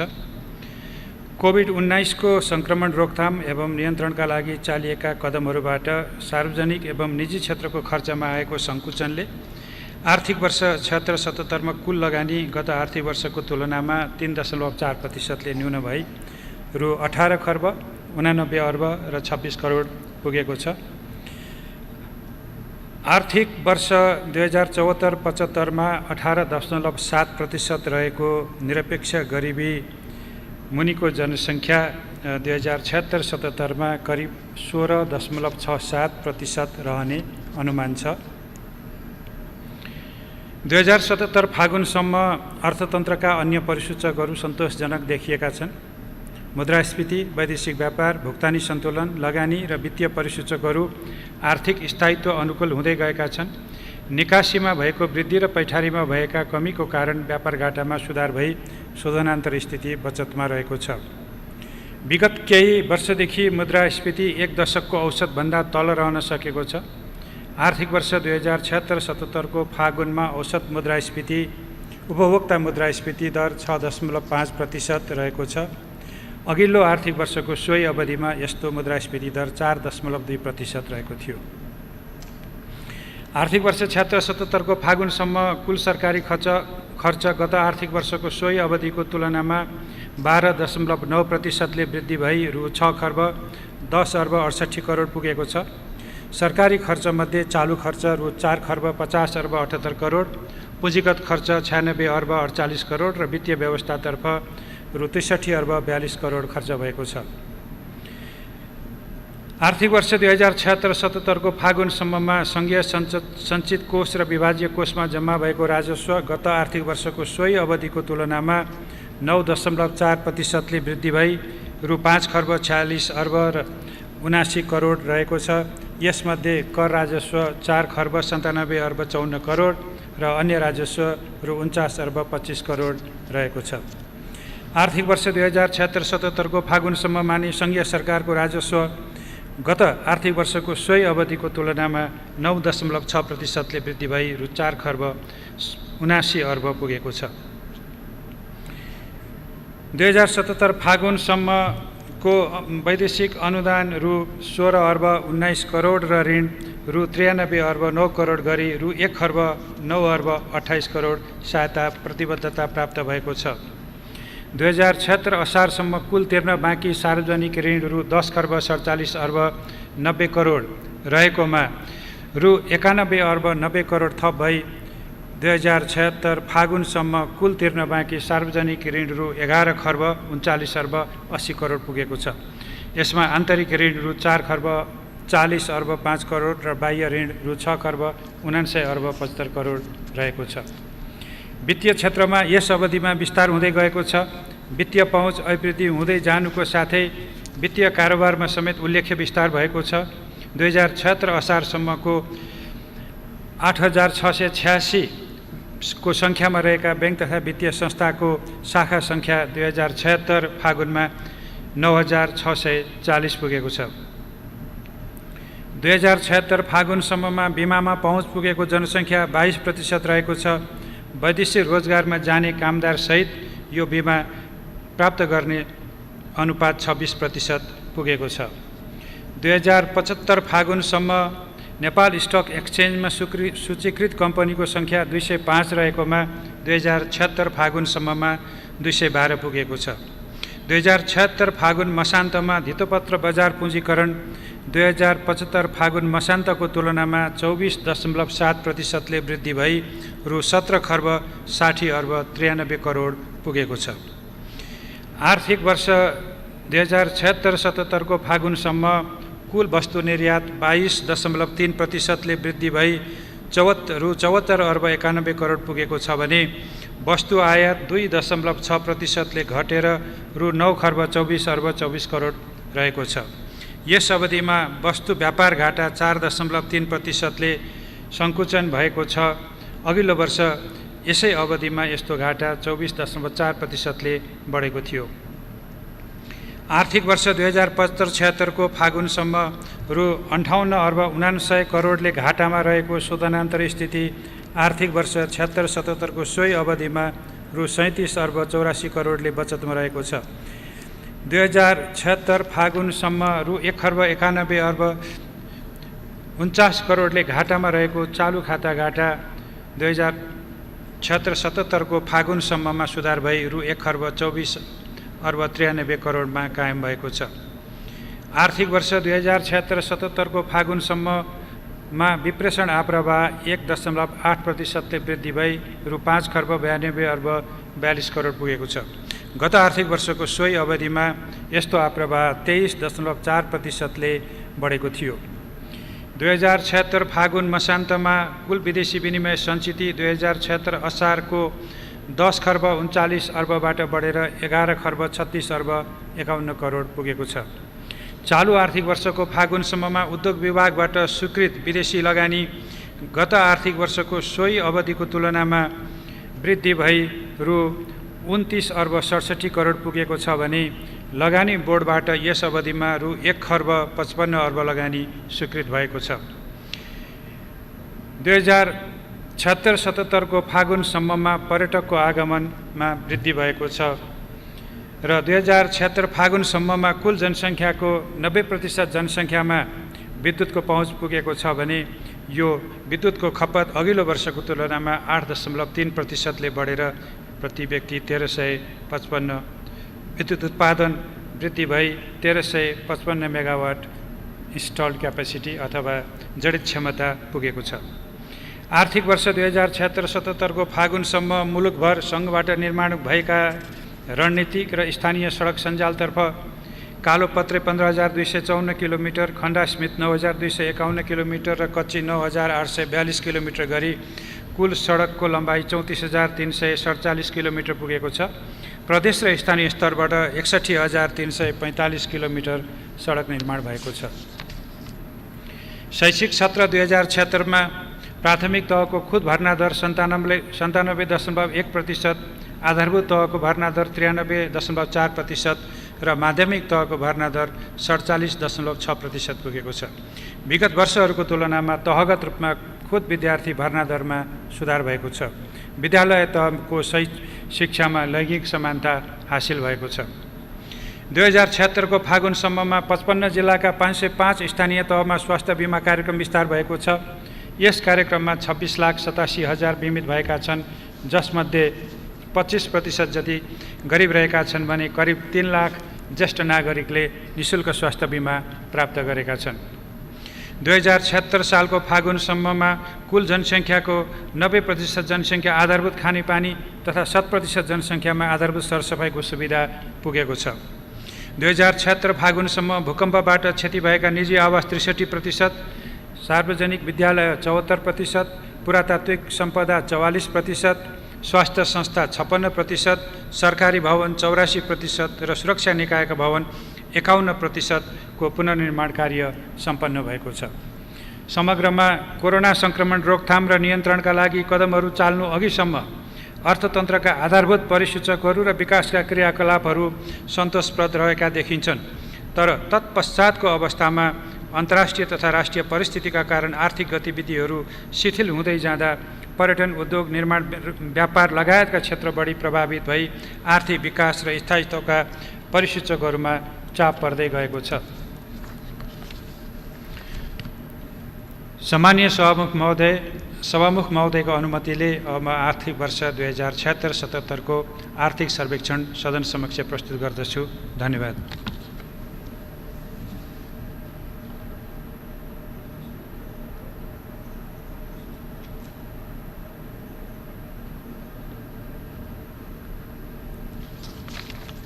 माननीय सदस्यहरू, अब कृषि, सहकारी तथा प्राकृतिक स्रोत समितिका माननीय सभापति श्री पूर्ण कुमारी सुवेदीलाई कृषि, सहकारी तथा प्राकृतिक स्रोत समितिको वार्षिक प्रतिवेदन 2076-77 पेश गर्न अनुमति दिन्छु।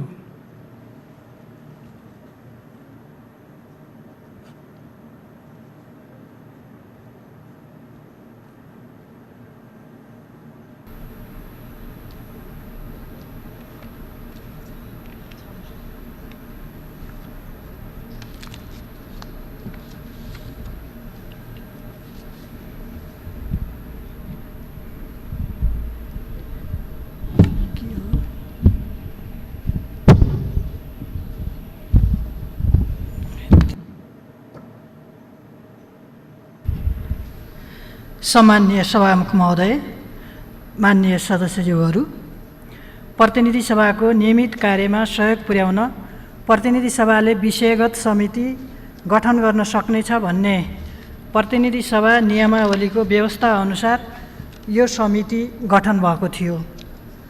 हाल यो समितिमा पदेन सदस्य बाहेक 24 जना माननीय सदस्यहरू रहनुभएको छ। सङ्घीय संसद प्रतिनिधि सभा नियमावली 2075 बमोजिम समितिको कार्यक्षेत्रभित्र ऊर्जा, जलस्रोत तथा सिँचाइ, कृषि तथा पशुपन्छी विकास, भूमि व्यवस्था, सहकारी तथा गरिबी निवारण र वन तथा वातावरण मन्त्रालय र ती मन्त्रालय मातहतका निकायहरू रहने व्यवस्था रहेको छ।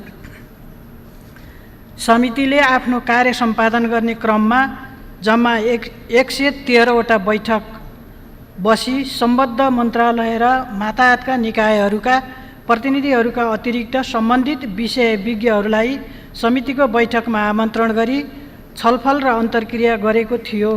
समितिको कार्यक्षेत्रभित्रका कार्यहरूको अध्ययन अनुगमन गर्ने क्रममा समितिले बाँके, बर्दिया, शुक्लाफाटा, चितवन राष्ट्रिय निकुञ्ज र कोशी टप्पू वन्यजन्तु आरक्षको स्थलगत अनुगमन गरेको थियो। साथै राष्ट्रिय प्राकृतिक संरक्षण कोष अन्तर्गत अन्नपूर्ण क्षेत्र संरक्षण क्षेत्रको स्थलगत अवलोकन गरेको थियो। त्यसैगरी नेपाल कृषि अनुसन्धान परिषदद्वारा सञ्चालन गरिएका बाँके, सुर्खेत, दैलेख र कपिलवस्तु जिल्लाका अनुसन्धान केन्द्रहरूको स्थलगत अध्ययन गरी सुझाव तथा निर्देशनहरू दिएको थियो। समितिले विभिन्न निकायहरूसँग गरेको छलफलको क्रममा सम्बन्धित निकायहरूले सञ्चालन गरेका योजनाहरू, आगामी वर्षहरूमा सञ्चालन गर्ने योजनाहरू, सङ्गठन संरचना, कार्य सम्पादनका क्रममा भोग्नु परेका समस्याहरू र आगामी दिनमा गर्नुपर्ने सुधारका सम्बन्धमा छलफल गरी आवश्यक सुझाव तथा निर्देशन दिएको थियो। समितिले विधि निर्माण कार्यलाई उच्च प्राथमिकतामा राखी यस अवधिमा समितिले 5 वटा विधेयकहरू सम्बन्धी प्रतिवेदन सम्मानित सदन समक्ष प्रस्तुत गरेको थियो। अन्त्यमा समितिको कार्य सम्पादनमा पुर्याइएको सहयोगको लागि सम्माननीय सभामुख, माननीय मन्त्री, माननीय उपसभामुख, माननीय सदस्यहरू, राष्ट्रसेवक कर्मचारीहरू, विज्ञहरू लगायत आम सञ्चारकर्मीहरू सबैलाई हार्दिक धन्यवाद ज्ञापन गर्न चाहन्छु। प्रतिनिधि सभा नियमावली 2075 को नियम 175 को उपनियम 7 ले प्रतिनिधि सभामा बजेट प्रस्तुत हुनु अगावै समितिको वार्षिक प्रतिवेदन पेश गर्ने व्यवस्था भए बमोजिम समितिले तयार पारेको वार्षिक प्रतिवेदन 2076-77 सम्माननीय सभामुखज्यू मार्फत सम्मानित सदन समक्ष प्रस्तुत गर्दछु। धन्यवाद।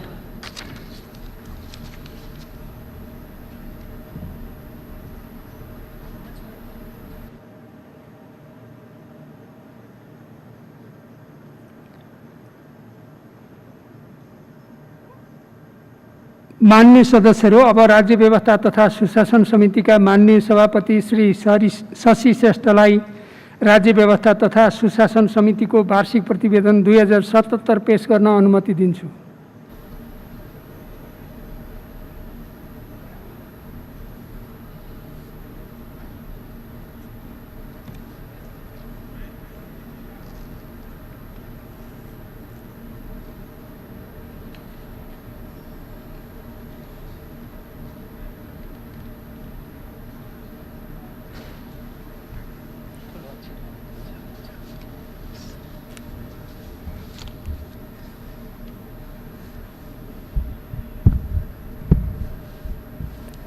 सम्मानीय सभामुख महोदय, प्रतिनिधि सभा नियमावली 2075 को नियम 175 बमोजिम राज्य व्यवस्था तथा सुशासन समितिले वार्षिक रूपमा सम्पादन गरेका कार्यहरूको प्रतिवेदन यस सम्मानित सदन समक्ष पेश गर्न चाहन्छु।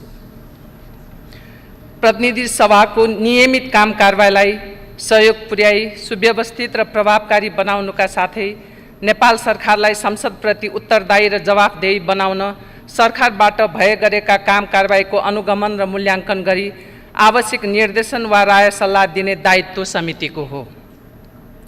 प्रतिनिधि सभा नियमावलीमा भएको व्यवस्था अनुसार यस समितिको कार्यक्षेत्र अन्तर्गत प्रधानमन्त्री तथा मन्त्री परिषदको कार्यालय, गृह मन्त्रालय, रक्षा मन्त्रालय, सङ्घीय मामला तथा सामान्य प्रशासन मन्त्रालय, अख्तियार दुरुपयोग अनुसन्धान आयोग, लोकसेवा आयोग, निर्वाचन आयोग र शान्ति प्रक्रिया सम्बन्धी विषय पर्दछन्। सम्मान्य सभामुख महोदय, समितिका विभिन्न कार्यहरूमध्ये कानुन निर्माणको कामलाई उच्च प्राथमिकता दिनुका साथै गम्भीर राष्ट्रिय सरोकारका विषय लगायत अन्य समसामयिक सवालहरूमा समितिका अधिकांश बैठकहरू केन्द्रित रहेका थिए। गत वर्षको आर्थिक प्रतिवेदन प्रतिनिधि सभामा पेश गरे पश्चात हालसम्म जम्मा 4 वटा विधेयकका प्रतिवेदनहरू, प्रहरी कर्मचारीलाई नेपाल प्रहरी तथा प्रदेश प्रहरीमा समायोजन गर्ने सम्बन्धमा व्यवस्था गर्न बनेको विधेयक, राष्ट्रिय परिचय पत्र तथा पञ्जीकरणको सम्बन्धमा व्यवस्था गर्न बनेको विधेयक, नेपाल प्रहरी र प्रदेश प्रहरीले सम्पादन गर्ने कार्यको सञ्चालन, सुपरिवेक्षण र समन्वय सम्बन्धमा व्यवस्था गर्न बनेको विधेयक, लोकसेवा आयोग सम्बन्धी कानुनलाई संशोधन र एकीकरण गर्न बनेको विधेयक समितिबाट पारित भई सम्मानित सदन समक्ष पेश भइसकेका छन्। हाल समितिमा सङ्घ, प्रदेश र स्थानीय तह बीचको अन्तर्सम्बन्ध व्यवस्थित गर्ने सम्बन्धमा व्यवस्था गर्न बनेको विधेयक, कारागार सम्बन्धी कानुनलाई संशोधन र एकीकरण गर्न बनेको विधेयक, निजामती सेवाको गठन, सञ्चालन र सेवाको शर्त सम्बन्धमा व्यवस्था गर्न बनेको विधेयक र नेपाल नागरिकता ऐन 2063लाई संशोधन गर्न बनेको विधेयक गरी 4 वटा विधेयकहरू विचाराधीन अवस्थामा छन्। तीमध्ये सङ्घीय निजामती सेवाको गठन, सञ्चालन र सेवाको शर्त सम्बन्धमा व्यवस्था गर्न बनेको विधेयक र नेपाल नागरिकता ऐन 2063लाई संशोधन गर्न बनेको विधेयकमा एकाध दफा बाहेक अधिकांश दफाहरूमा मस्यौदा प्रतिवेदनमाथि समेत छलफल गरी सहमति कायम भई प्रतिवेदन निर्माणको चरणमा रहेको छ। सम्मान्य सभामुख महोदय, समितिले समय समयमा समसामयिक विषयहरूमा सरकारलाई ध्यानाकर्षण गराउने तथा राय सुझाव र आवश्यक निर्देशनहरू दिने कार्य समेत गर्दै आएको छ। समितिले सरकारको काम कारबाही मूल्याङ्कन गरी आफ्नो कार्यक्षेत्रभित्रका निकायहरूलाई दिएका निर्देशनमध्ये संविधानको मर्म र भावना अनुरूप रिक्त पदहरूमा पदपूर्तिका लागि समानुपातिक समावेशी सिद्धान्त अवलम्बन गर्ने, सङ्गठन तथा व्यवस्थापन सर्वेक्षणलाई वस्तुगत वैज्ञानिक बनाउने र दरबन्दी यकिन गरे पश्चात मात्रै पदपूर्ति गर्ने, विपद व्यवस्थापनको पूर्व तयारी तथा प्रतिकारी योजना कार्यान्वयन गर्दै विपद व्यवस्थापन सम्बन्धी क्रियाकलापको प्रभावकारी कार्यान्वयन गर्ने, राष्ट्रिय विपद जोखिम न्यूनीकरण तथा व्यवस्थापन प्राधिकरण यथाशीघ्र गठन गर्ने, राष्ट्रिय पर्वहरूमा घट्न सक्ने सम्भावित चोरी, लुटपाट लगायत अपराधिक घटनाहरूका सम्बन्धमा आवश्यक पूर्व तयारी गरी समयमै सजगता अपनाई देशैभरि शान्ति सुव्यवस्था कायम गर्ने। त्यसै गरी नेपाल सरकारले आफ्नो राष्ट्रिय सार्वभौमिकता, भौगोलिक अखण्डता, राष्ट्रिय हित र स्वाभिमानको विषयमा ऐतिहासिक तथ्यहरूको आधारमा तत्काल र निरन्तर उच्च स्तरीय राजनीतिक एवं कूटनैतिक पहल गरी सम्बन्धित राष्ट्रहरूसँग संवादद्वारा सीमा विवादको स्थायी समाधान गर्ने। अन्यथा भएमा उक्त विषयवस्तुलाई अन्तर्राष्ट्रियकरण गर्ने। कैलाश मानसरोवर तीर्थस्थल जाने यात्रीहरू एवं नेपालको तिब्बत व्यापारको सहज यात्राको लागि दार्चुलाको खलङ्गादेखि टिङ्कर भन्ज्याङसम्मको सडकलाई तत्कालै बजेट विनियोजन गरी द्रुत गतिमा काम सम्पन्न गर्ने। नेपालको नक्सामा लिम्पियाधुरा मुहान भएको काली नदीसम्मको भूभाग समावेश गरी नक्सा तयार पार्ने। कालापानी लगायतका अन्य सीमा क्षेत्रमा नेपालको तर्फबाट सीमा सुरक्षा बलको स्थायी ब्यारेक खडा गरी सीमाको स्थायी सुरक्षाको व्यवस्थाका साथै सीमा नियमन गर्ने। भिभिआइपी र भिआइपीहरूको अनावश्यक रूपमा प्रयोग भइरहेको सुरक्षाकर्मी कटौती गरी सीमा सुरक्षा लगायतका कार्यमा खटाउने। कोरोना रोकथाम र नियन्त्रणका लागि विश्व स्वास्थ्य सङ्गठनको मापदण्ड अनुसार परीक्षणलाई व्यापक बनाउने। विदेशमा रोजगार गुमाई समस्यामा रहेका नेपाली कामदारहरू र नेपाल भारत सीमा क्षेत्रमा अल्पत्र परेका नेपाली नागरिकहरूलाई विश्व स्वास्थ्य सङ्गठनको मापदण्ड अनुसार स्वास्थ्य परीक्षण गरी पोजिटिभ परिणाम नआएकाहरूलाई उच्च सतर्कता साथ आवश्यक पूर्वाधार र न्यूनतम मापदण्ड पुरा गरी क्वारेन्टिनमा राख्ने र क्वारेन्टिनमा बसेको अवधिमा उचित खानपानको व्यवस्था गर्ने। वैदेशिक रोजगारी गुमाई ठुलो सङ्ख्यामा स्वदेश फर्केका युवाहरू र फर्कन सक्ने सम्भावित परिस्थितिको आकलन गरी गाउँमा कृषि उत्पादनको काम तथा साना कृषिजन्य उद्योगहरू खोल्न युवाहरूलाई प्रोत्साहित गर्नका लागि आवश्यक योजना बनाउने। कारागारका कैदी बन्दीहरूलाई हुन सक्ने कोभिड-19 को सङ्क्रमणलाई मध्यनजर गरी फौजदारी कसुर सजाय निर्धारण तथा कार्यान्वयन ऐन 2074 को दफा 37 मा भएको कैद कत्ता सम्बन्धी व्यवस्थालाई थप व्यवस्थित बनाउने लगायतका महत्त्वपूर्ण विषयहरू रहेका छन्। समितिले आफ्नो कार्यक्षेत्रसँग सम्बन्धित निकायलाई दिएका निर्देशन एवं सुझाव यस प्रतिवेदनमा विस्तृत रूपमा समावेश गरिएको बेहोरा सम्मानित सदन समक्ष जानकारी गराउन चाहन्छु। सम्मान्य सभामुख महोदय, कार्य सम्पादनका सिलसिलामा समितिले कार्यक्षेत्रभित्र प्रधानमन्त्री तथा मन्त्री परिषदको कार्यालय, गृह मन्त्रालय, रक्षा मन्त्रालय, सङ्घीय मामला तथा सामान्य प्रशासन मन्त्रालय, अख्तियार दुरुपयोग अनुसन्धान आयोग, लोकसेवा आयोग, निर्वाचन आयोगका प्रतिनिधिहरू साथै विषय विज्ञ र सरोकारवालाहरूलाई समितिमा आमन्त्रण गरी छलफल गर्नुका साथै आवश्यक जानकारी लिएको थियो। साथै समितिले ती आयोगहरूका काम कारबाहीका सम्बन्धमा स्थलगत अनुगमन समेत गरेको थियो। यस क्रममा निर्वाचन आयोग, लोकसेवा आयोग र अख्तियार दुरुपयोग अनुसन्धान आयोगका नियमित काम कारबाहीलाई अझ प्रभावकारी र परिणाममुखी बनाउन महत्त्वपूर्ण सुझाव एवं निर्देशनहरू दिएको थियो। त्यसै गरी समितिले वर्षाका कारण भएको डुबान र बाढीबाट काठमाडौँ उपत्यका लगायत तराईका प्रभावित जिल्लाका विभिन्न क्षेत्रहरूको स्थलगत अनुगमन पश्चात समितिले ठहर गरेको विषयहरू तात्कालीन, अल्पकालीन र दीर्घकालीन उपायहरू सहितको प्रतिवेदन सम्मानित सदन समक्ष पेश गरिसकेको बेहोरा अनुरोध गर्दछु। नेपालमा रहेका केही कारागारहरूको अवस्थाको बारेमा स्थलगत अनुगमन गर्ने निर्णय बमोजिम समितिले केन्द्रीय कारागार र नखु कारागारको स्थलगत अनुगमन तथा निरीक्षण गरी कारागार र कारागारमा रहेका कैदी बन्दीहरूको अवस्था र समग्र कारागार सुधारका लागि सरकारले गर्नुपर्ने कार्यहरूबारे विभिन्न सुझाव एवं निर्देशनहरू समेत दिएको थियो। समितिले मुलुकमा सुशासन प्रवर्धनका लागि सम्बन्धित विज्ञहरूलाई आमन्त्रित गरी अन्तर्क्रिया तथा छलफल गरेको थियो। त्यसै गरी समितिमा विभिन्न मितिमा प्राप्त भएका गुनासो एवं उजुरीहरूको सम्बोधन गरी टुङ्ग्योमा पुर्याउन गठित 3 सदस्यीय कार्यदलले दिएका सुझावहरूका आधारमा ती विषयहरूलाई सम्बोधन गर्न समिति बैठक बसी सम्बन्धित निकायहरूले आवश्यक कार्यान्वयनको लागि निर्देशन समेत दिएको थियो। सम्मान्य सभामुख महोदय, समितिमा हाल 27 जना मान्य सदस्यहरू रहनु भएको छ।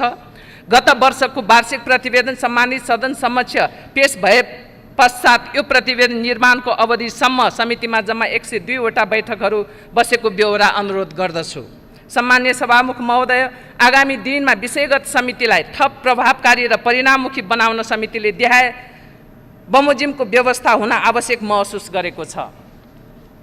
विधेयक निर्माण पूर्व विज्ञ एवं सरोकारवाला निकायसँग पर्याप्त एवं बृहत छलफल गर्ने, मिनी संसदको भूमिकामा रहेको समिति सरकारको काम कारबाहीलाई जिम्मेवार, प्रभावकारी र जनताप्रति जवाफदेही बनाउन कार्य गर्ने सार्वभौम अङ्ग हो भन्ने मान्यता स्थापित गर्नुपर्ने, समितिले सरकार र सम्बन्धित सरोकारवाला निकायहरूलाई दिएका निर्देशन एवं सुझावहरूलाई गम्भीरतापूर्वक लिई अनिवार्य कार्यान्वयन गर्ने, संविधानको मर्मभन्दा बाहिर अनावश्यक रूपमा रहेका विभाग, बोर्ड, कार्यालय, समिति तथा कोष लगायतका संरचनाहरू खारेज गरी चुस्त र प्रभावकारी प्रशासनिक संरचना निर्माण गर्ने, कोभिड-19 महामारी, सीमा विवाद, कर्मचारी व्यवस्थापन लगायतका समितिका निर्देशन एवं सुझावहरूलाई उच्च प्राथमिकताका साथ कार्यान्वयन गर्ने, सम्बन्धित मन्त्रालय एवं निकायहरूले समितिबाट सरकारलाई दिएका निर्देशनहरूको कार्यान्वयनको स्थितिबारे समितिमा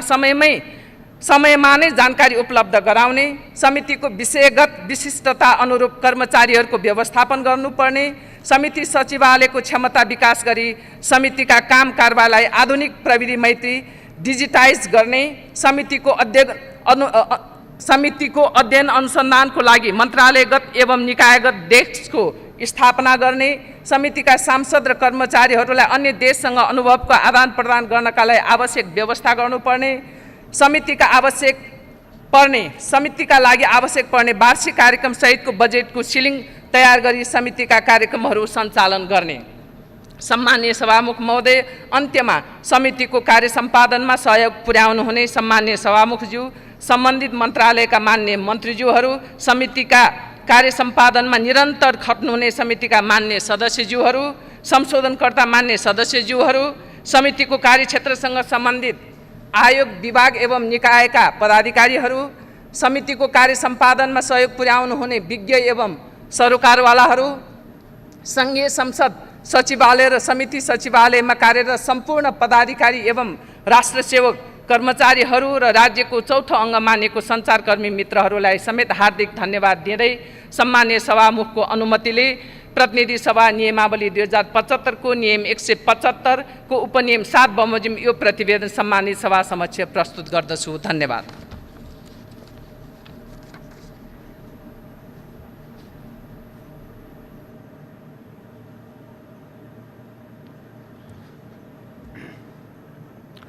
माननीय सदस्यहरू, अब पूर्व सदस्य दुर्योधन सिंह चौधरीको निधन भएकोमा निम्नलिखित शोक प्रस्ताव प्रस्तुत गर्दछु।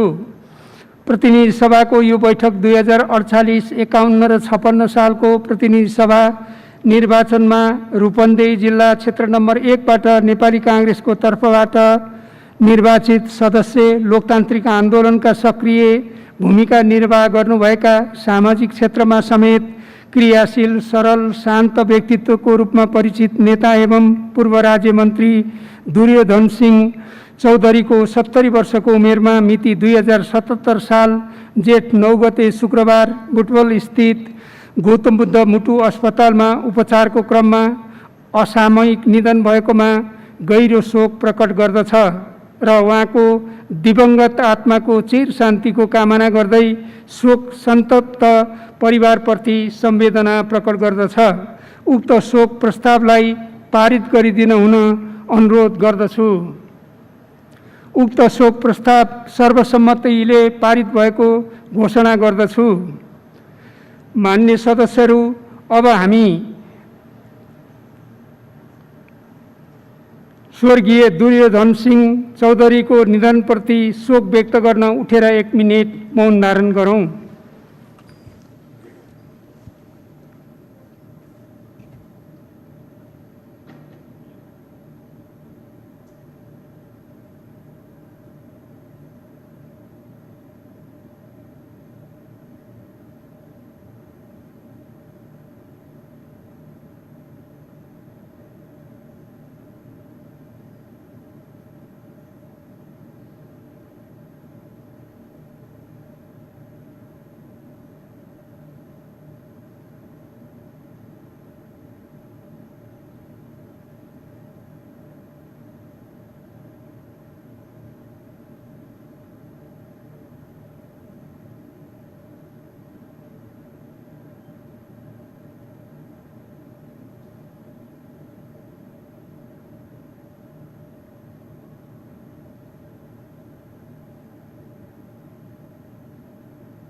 धन्यवाद। माननीय सदस्यहरू, अब अर्को बैठक 2077 साल जेठ 14 गते बुधबार दिनको 2 बजे बस्ने गरी यो बैठक स्थगित हुन्छ।